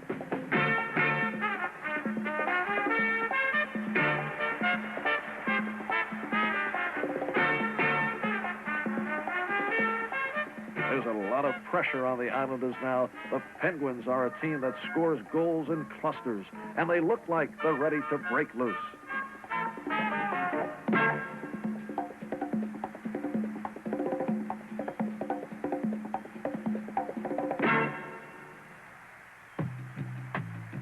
This is the point in many hockey games, and especially now in playoff games, when both teams know that a temporary balance has been reached, when their competitive spirits are most challenged, when one team is on the attack and the other must defend against the momentum that a tying goal inevitably produces.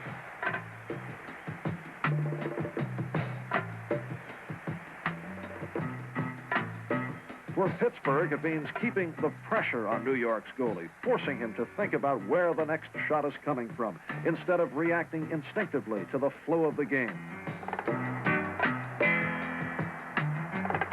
And for the Islanders, it means staying alert, concentrating on defense, but taking advantage of every scoring opportunity that comes along, because the best way to keep from falling behind is to pull ahead. But the score remains tied after 2 periods, and each team will have a chance to gather in its thoughts, plan on a strategy going into the final 20 minutes of play, and come out mentally prepared to execute the things it does best. Get into the playoffs because somebody pulled their name out of a hat. They got here by spending countless hours in practice sessions, learning style and technique from Al Auber, their bright young coach. Let's bear down. We got maybe another half an hour, so bear down for half an hour and do it right. I want starting off with the defense. 5-on-2. And I want one winger. Say if it's Stewie's line, I want a winger like Howitt to take off late here and go back and help. Stay in the middle. Just one guy from each line after. Leave late. After he's made that pass and they go, you take off and go and help the defenseman in there.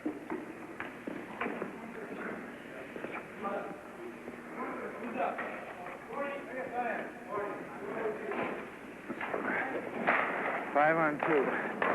Now there's 2 of us to try and stop 5 players plus Howie.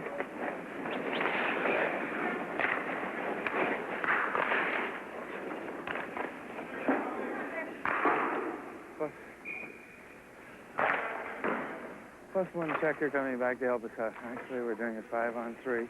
1 winger coming back. Keep the position.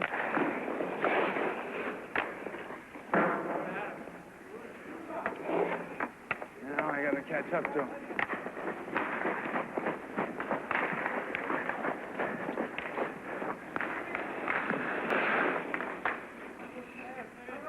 Plays over, tough skate. Guys don't get their good chances on the net. They don't move the puck around quickly enough. We're not getting good shots. 2 defensemen and 1 forward are stopping 5 guys. He wants us to improve a little bit. Something both goaltenders with their angles.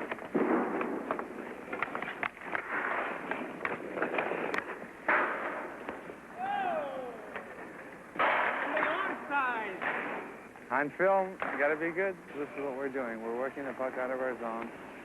Work on these plays consistently so that in the game they come naturally to you. What are you talking about? You're memorizing something? No, I'm talking about what's happening. Huh?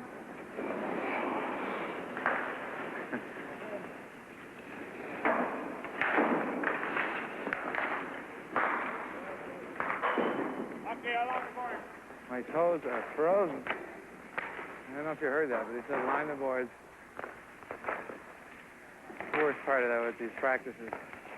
Up and down, up and down. There we go.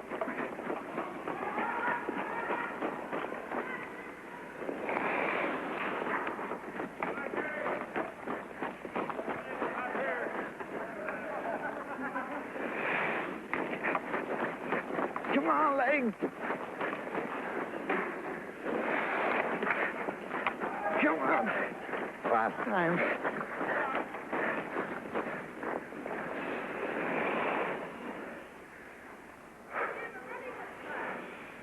Well, I might as well go in. Want to shoot the puck to her? Okay.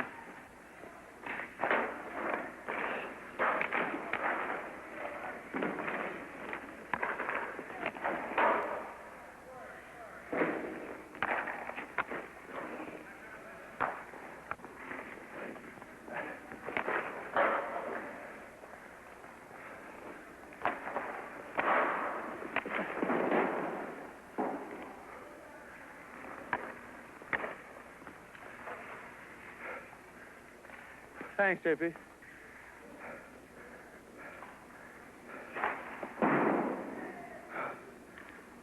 What do you think of training now? Do you like it? Well, I'm glad it's over with, because it's always nice when you're done with it. You know, you've accomplished something. Feels good.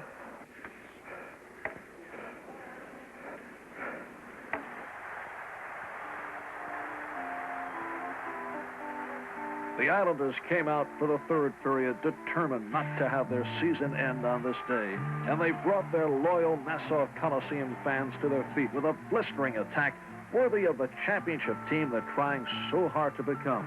And at 6:16 of the period, they pull ahead 2-1 on Clark Gillies' goal. After the replay of that goal, we see how they stormed in to score another one just 39 seconds later.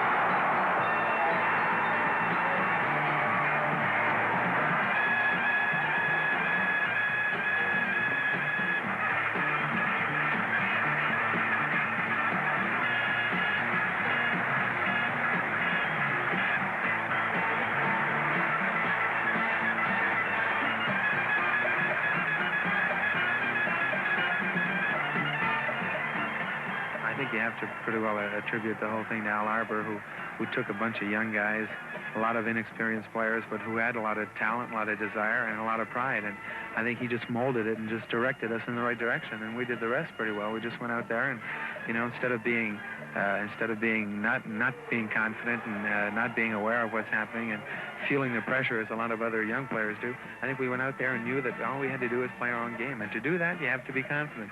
And I think that Al sort of directed that confidence and that nervousness and the scary feeling we have inside of us when we play every game. He just sort of channels it in the right direction. As I've always said, you can make mistakes being nervous, or you can make mistakes being confident. But I'm sure you're going to come out on top making mistakes being confident.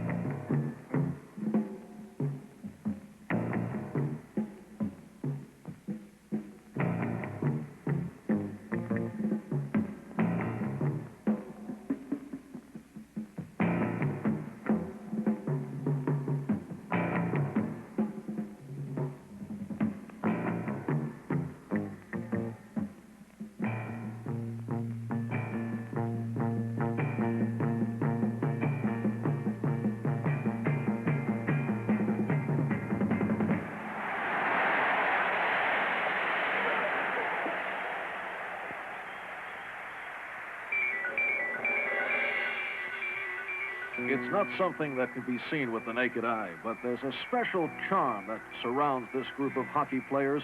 They're the New York Islanders, an expansion team in only their third season, shown here after eliminating the heavily favored Pittsburgh Penguins. They've become the Cinderella team of this year's Stanley Cup playoffs. But tonight, in Philadelphia, they face not only last year's Cinderella team, the champion Flyers, they also face the Flyers' very own fairy godmother. This time we ask you to please rise and a salute to the flag and join in person with Miss Kate Smith as she sings.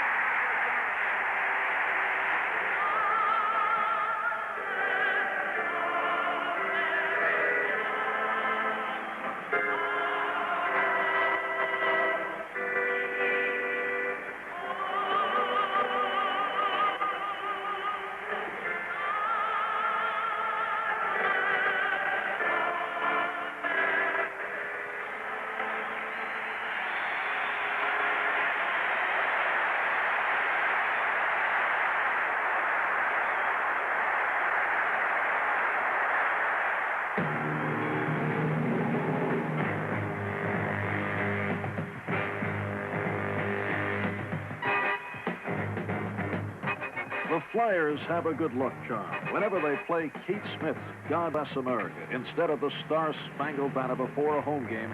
They seem to be bathed in the light of a rainbow and are practically unbeatable. They needed her magic tonight in this important seventh and deciding game of the semifinal series, and it came early.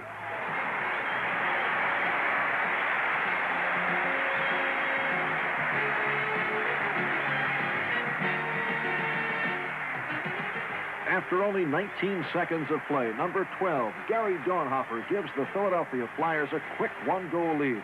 And the super excited fans in this jam-packed arena are touching familiar stardust. The Flyers' God Bless America streak stands at 42 wins and only 3 losses going into this game. And with a flair for the dramatic, they only play it before crucial games, as if the magic might go away if they overdid it. By all standards, this is the most important game of the year for the Flyers because this young team of spirited Islanders has unexpectedly challenged them for the right to call themselves the very best. Under coach Al Arbour, New York has gelled into a talented, hard-working hockey team and has earned the respect of the league by refusing to accept their underdog status in the playoffs against the older, more experienced team. After eliminating their crosstown rival New York Rangers, they lost the first 3 games to Pittsburgh in the best-of-7 quarterfinals. But they came back behind sensational rookie goaltender Glenn Resch to win the next 4 in a row and are trying to repeat that miracle here tonight as they brought the first 3 to Philadelphia and incredibly have battled back to tie the series at 3 games apiece.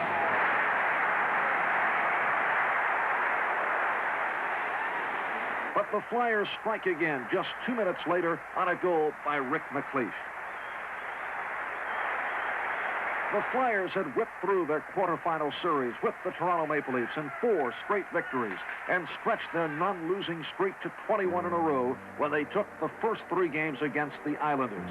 They seemed invincible at that point, with everything happening for them just the way their innovative coach, Fred Shero, had said it would.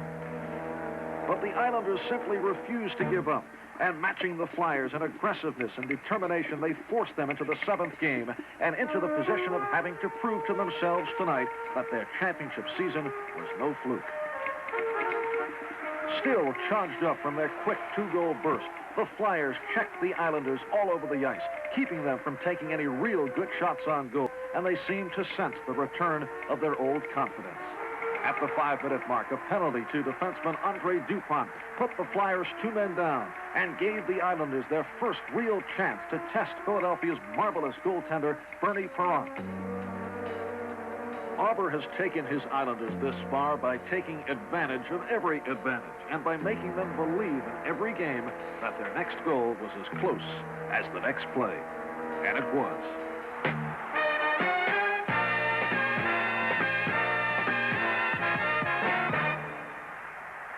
Jude Druin's 6th goal of the playoffs has narrowed the score to 2-1. And now it's the Islanders who feel their confidence returning. They knew the Flyers would come at them with a flying head start at the beginning of this game, and that if they didn't keep up with them early, Philadelphia was the kind of team who wouldn't let up for a minute the rest of the way. They knew that because the Islanders themselves are that kind of team. Their similarity is no accident. After last year's Flyers had proven that all those locker room mottos really do work, that if a team believes in itself and plays 60 minutes of honest hockey every time out, that if it skates hard and checks hard with every ounce of energy, every shift on the ice, the reward comes in the shape of a multi-tiered silver trophy, the Stanley Cup. But the rest of the league was watching, and the young teams with their young legs and limitless ambition now had an example to follow, along with the belief that if they would work as hard as the Philadelphia Flyers worked, it could bring them a championship of their own. The Flyers knew they were being chased by their own mirror images and had to keep scoring. And once again, Rick McLeish, with his smooth, graceful strides and rifle wrist shot, puts the puck past Resch for a 3-1 Philadelphia lead.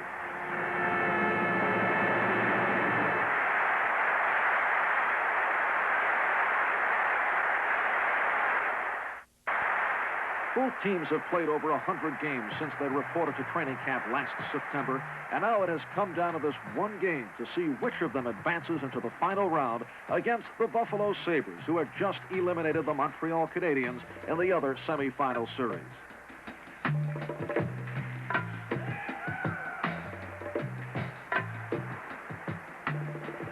The Islanders, who had come so far, didn't want their Cinderella story to end just yet. Not after they had gotten this close and had captured the imaginations of hockey fans all over the country. They knew they had to keep working, keep skating to wait for their opportunities to come along and to be ready for them when they did.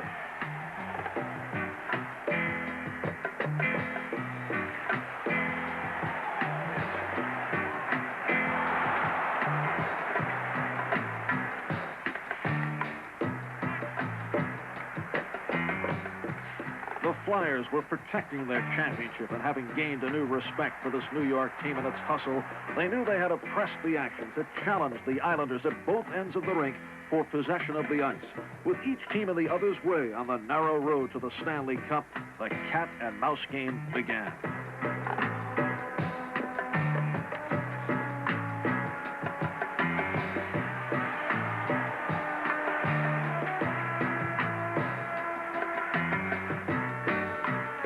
When one team had a man in the penalty box, the other players became that much more cautious, clearing the puck carefully, knowing that mistakes in their own end can cause pucks to wind up in their own net.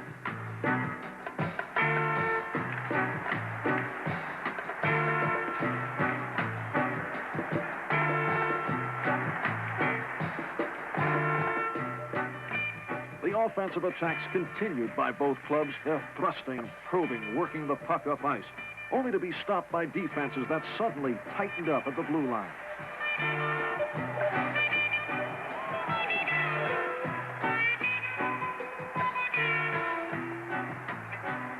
And as the first period ended and the second began, the outcome of this game was still very far from being settled. Like two pedigreed bulldogs chewing and pulling at opposite ends of the same bone, both teams knew that neither would slow down or let go, and that at the end, the one who chewed and pulled harder would wind up with the whole bone.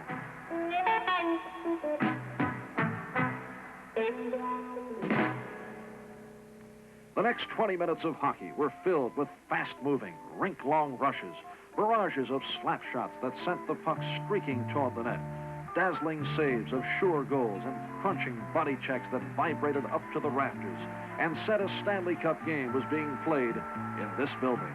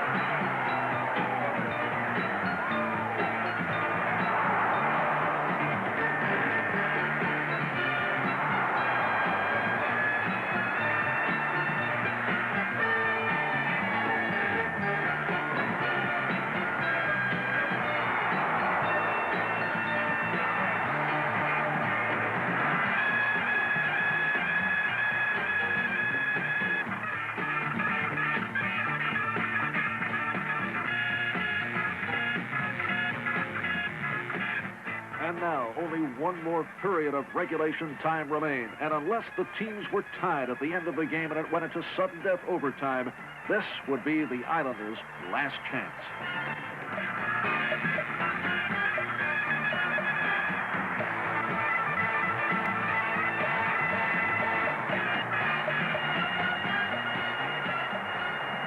The Flyers were determined to protect their 3-1 lead, confident that the incomparable Perrant would keep these hungry New Yorkers out of his net.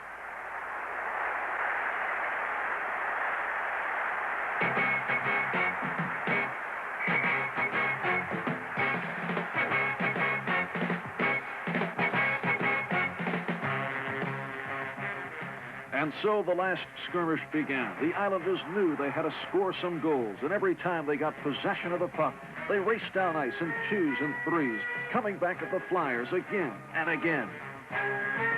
But the well-trained Philadelphia team has no equal in the league for overall defensive ability, and they turn them away each time.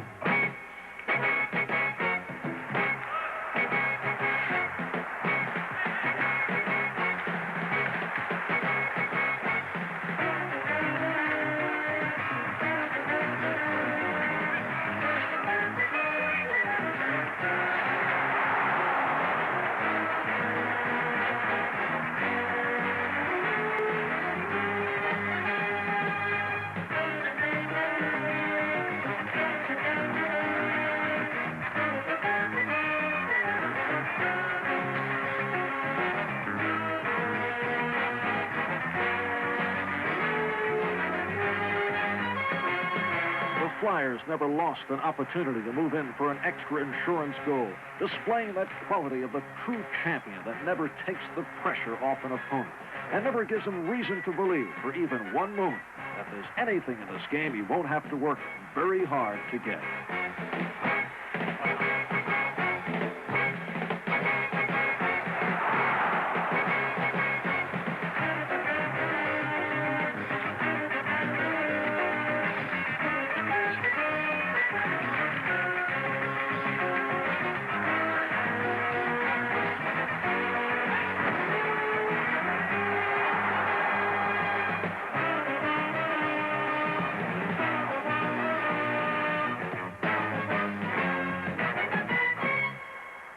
But each tick of the clock brings the Cinderella Islanders one step closer to midnight and to the end of the ball.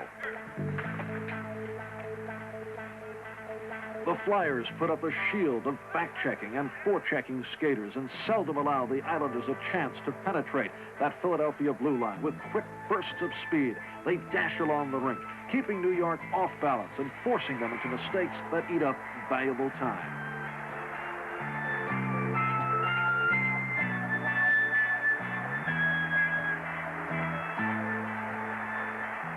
And in the closing minutes, with the Islander goalie off the ice for an extra attacker, Philadelphia's Rick McLeish adds an empty net goal, and the issue is no longer in doubt.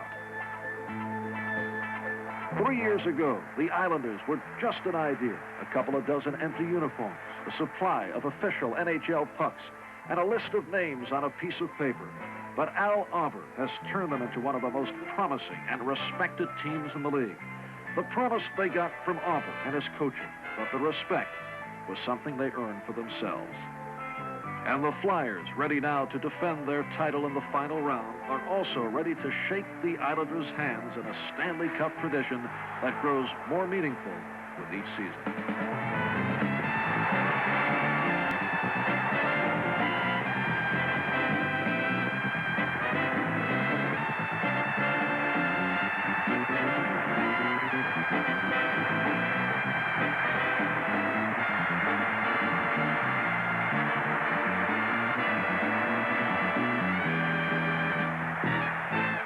All-star Islander defenseman Dennis Potvin after the game.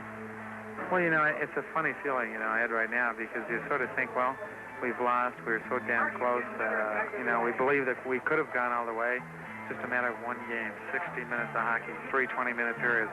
When you look at it that way, it's hard to take. But then when you look at everything that we've accomplished throughout the season, I think everything that we've proven to ourselves and to our followers and to the rest of the National Hockey League, damn, there's no reason why I shouldn't walk out of this dressing room, my head so high, you know, and feel proud of the hockey club. There's a certain amount of pride in it, and I'm so proud to wear this uniform. It hurts me. It hurts me a lot just to think that I have to take it off for 3 months' time. I mean, the honor it gives me to play in this club is something unbelievable. I just can't wait for September, where we're going to start all over again, and from there we're going to carry it on. A lot of guys are going to be here for a long time. There's going to be a lot of cups on this club.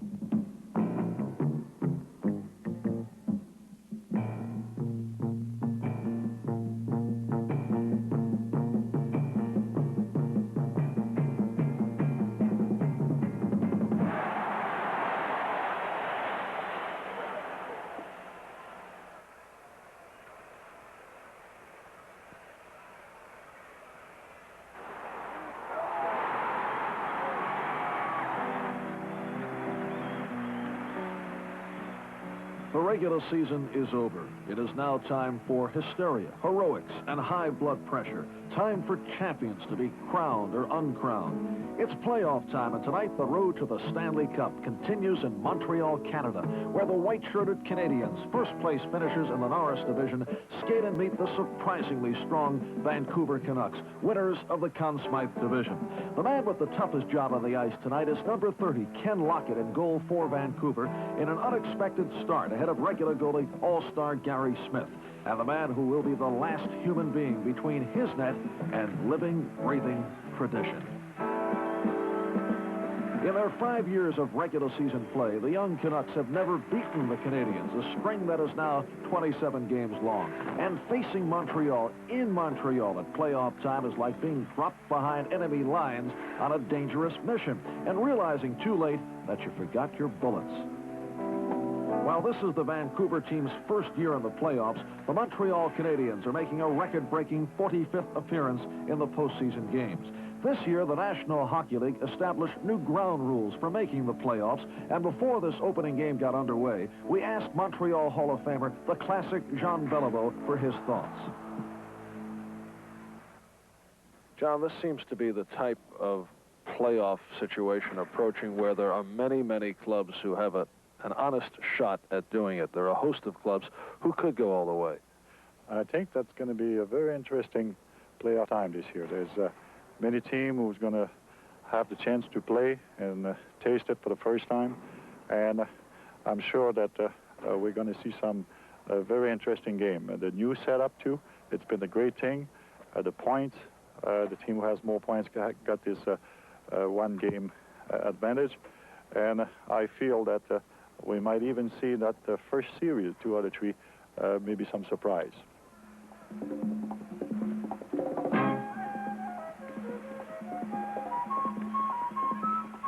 Old-time hockey fans claim the Stanley Cup playoffs can generate more electricity than any other event in all sport. And the surprises that Beliveau predicted come early as 2 preseason favorites, the New York Rangers and the Boston Bruins, were eliminated early in the qualifying rounds, leaving 8 teams in 4 quarterfinal series. The Philadelphia Flyers, current Stanley Cup champions, versus the Toronto Maple Leafs, the Buffalo Sabres versus the Chicago Blackhawks, the Pittsburgh Penguins against the New York Islanders, who knocked out the Rangers in a startling upset, and these 2 teams playing in Montreal tonight. If the Canucks were intimidated by the Canadiens' winning history, they weren't showing it early in the game as they forced the Canadiens into making uncharacteristic errors as Doug Riseborough trips Ron Settlebauer behind the Montreal net.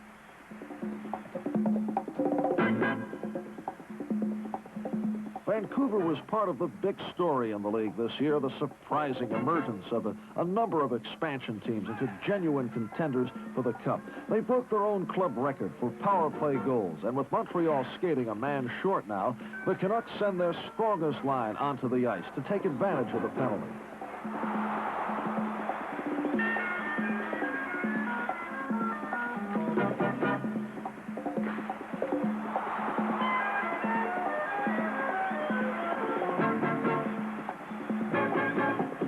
Montreal goalie Ken Dryden, who finished the season strong, holds on, and the Canadiens regroup and get action moving back the other way.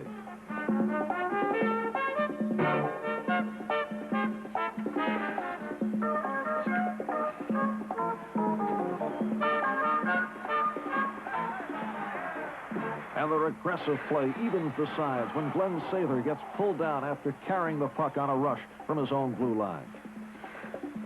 This is the kind of psychological situation the Canadiens like to take advantage of, and they mount their first sustained attack of the game.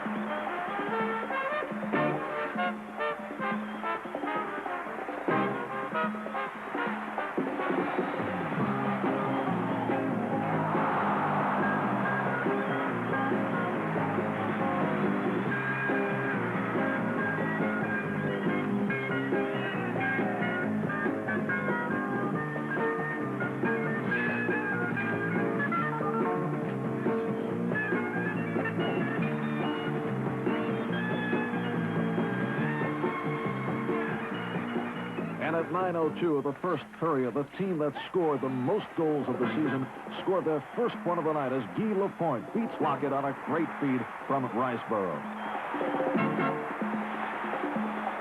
The Canadiens had 10 players who scored 20 or more goals this season, including 4 who scored at least 30 and 1 who scored 53, and they continue to pour it on.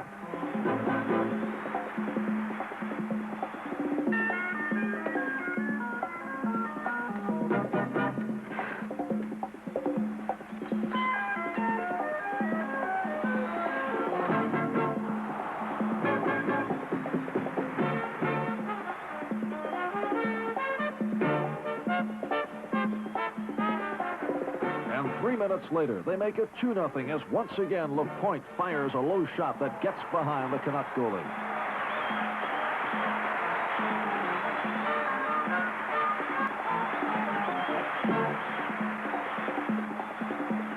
The replay shows how the Canadiens, skating 4 men to 3, worked the puck around to the man with the open shot, a Montreal trademark. Goes into another backslapping act before Vancouver can score.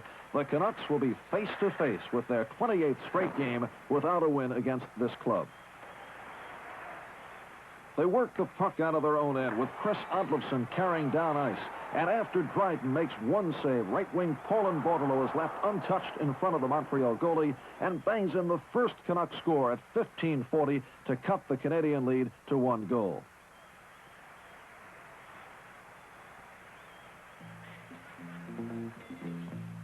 The young team from Vancouver had to beat out the Chicago Blackhawks, one of the league's established powerhouses, to finish first in their division.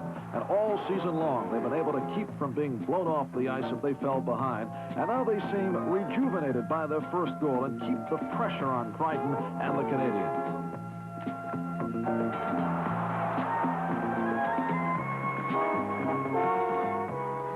Their defense stiffens, and minutes later, Jerry O'Flaherty ties it up at 2-2 as he finds the far corner of the net with a blistering slap shot.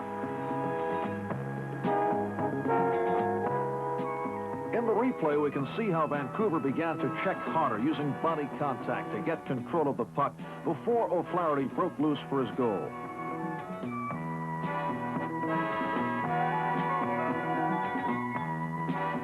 And now the fans have the exciting contest they had come for. As the game moved effortlessly from the first period to the second, they waited anxiously for the Canadians to resume their own scoring, something they had come to expect from a team that had scored nearly 5 goals a game this season.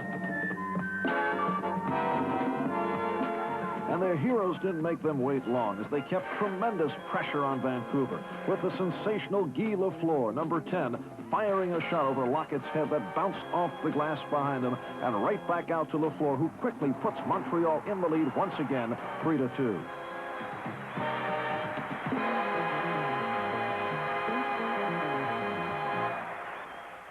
Judd, I can recall when you broke in with all the publicity that surrounded your entrance to the National Hockey League.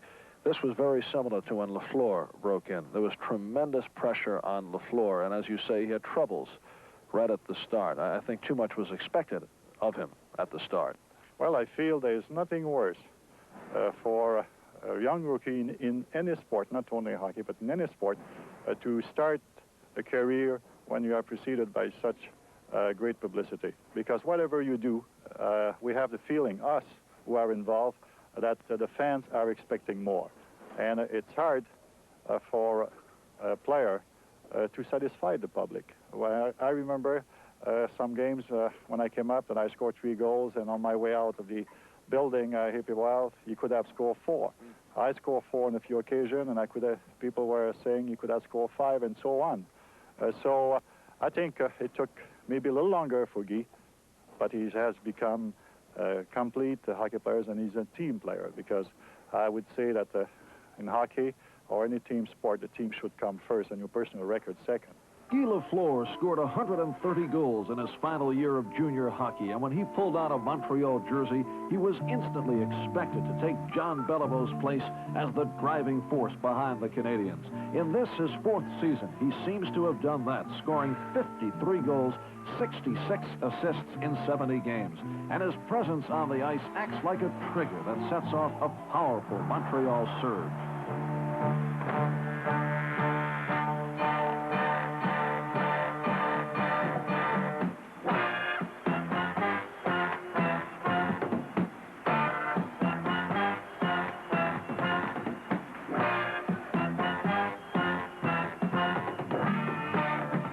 His great speed and shifty moves have eyewitnesses placing him at both ends of the rink at once, and his dazzling abilities infect this team of Canadians just like the long list of Montreal superstars did before him, and they continue the attack as if those fabled ancestors were looking over everyone's shoulders.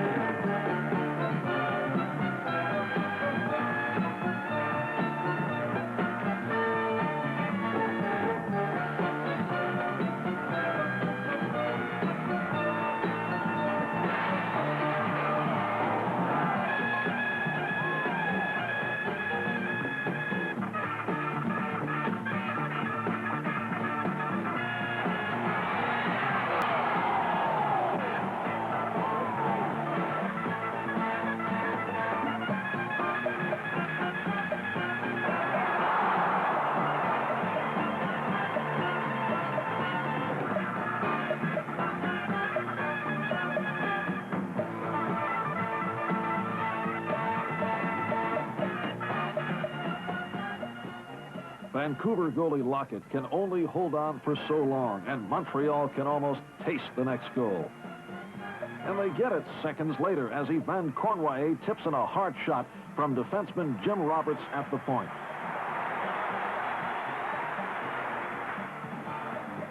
The Canadians jump to a 4-2 lead as everything seems to be going according to a well-rehearsed script. It's a script that Vancouver coach Phil Maloney has seen before, and it can be assumed he doesn't like the ending. The Canucks will need all the talent they have, plus a little bit of luck to get back into this game. But linesman Claude Béchard beats them to a lucky penny that somehow found its way onto the ice, and that leaves Vancouver with just their talent. They aren't the only team put in a spot like this against Montreal this year, and they won't be the last. As the second period draws to a close, there isn't much they can do except reasonably assume that if there was one lucky penny on the ice, there might be others. And they make an effort to find another one as the frustrations of playing hockey against a legend begins to shorten tempers.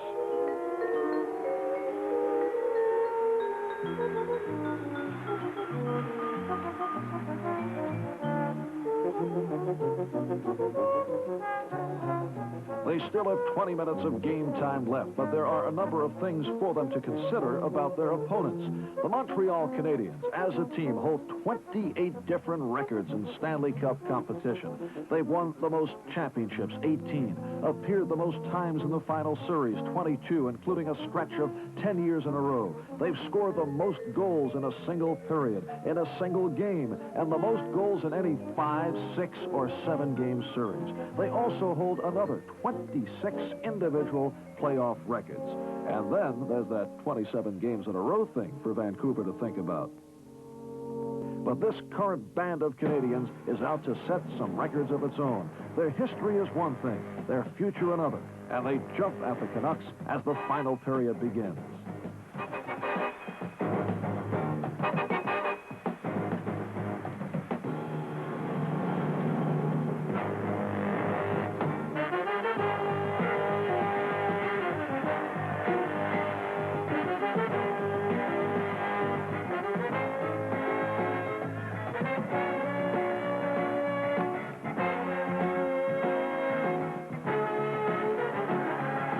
Montreal in April, heroes bloom as matter-of-factly as spring tulips blossom in other cities.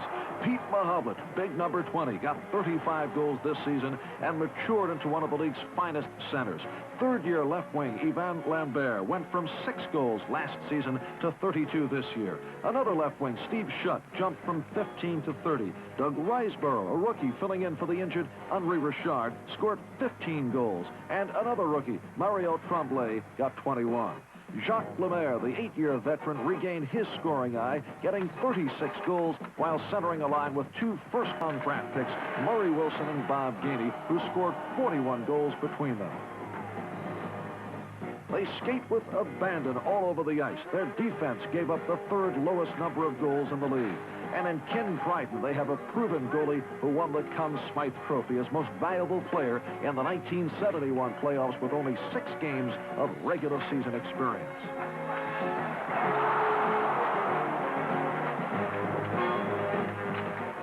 And midway through the last period, they put this game away as Guy Lafleur gets his 2nd goal of the night on a perfect feed from Pete Mahovlich.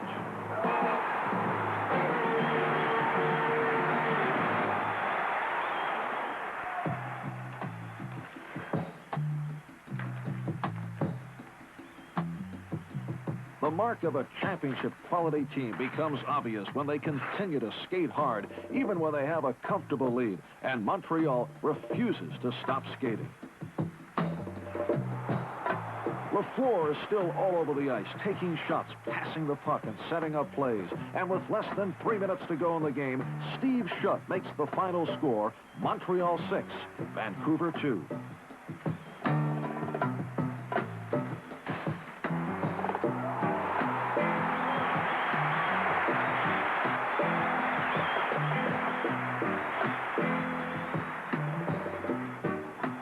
It's much too soon to predict the outcome of the 1975 Stanley Cup playoffs, and as good as the Canadiens look, they're going to have tough competition for that big silver trophy.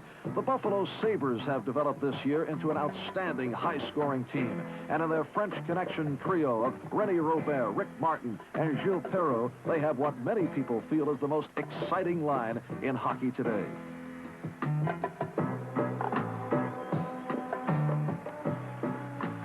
And of course, the team that now holds the Stanley Cup following its dramatic win last year, the Philadelphia Flyers, back again with the same perpetual motion machine that stunned the sports world with its win over the Boston Bruins, playing rough but totally disciplined hockey, and any team that dethrones them is going to have to earn it.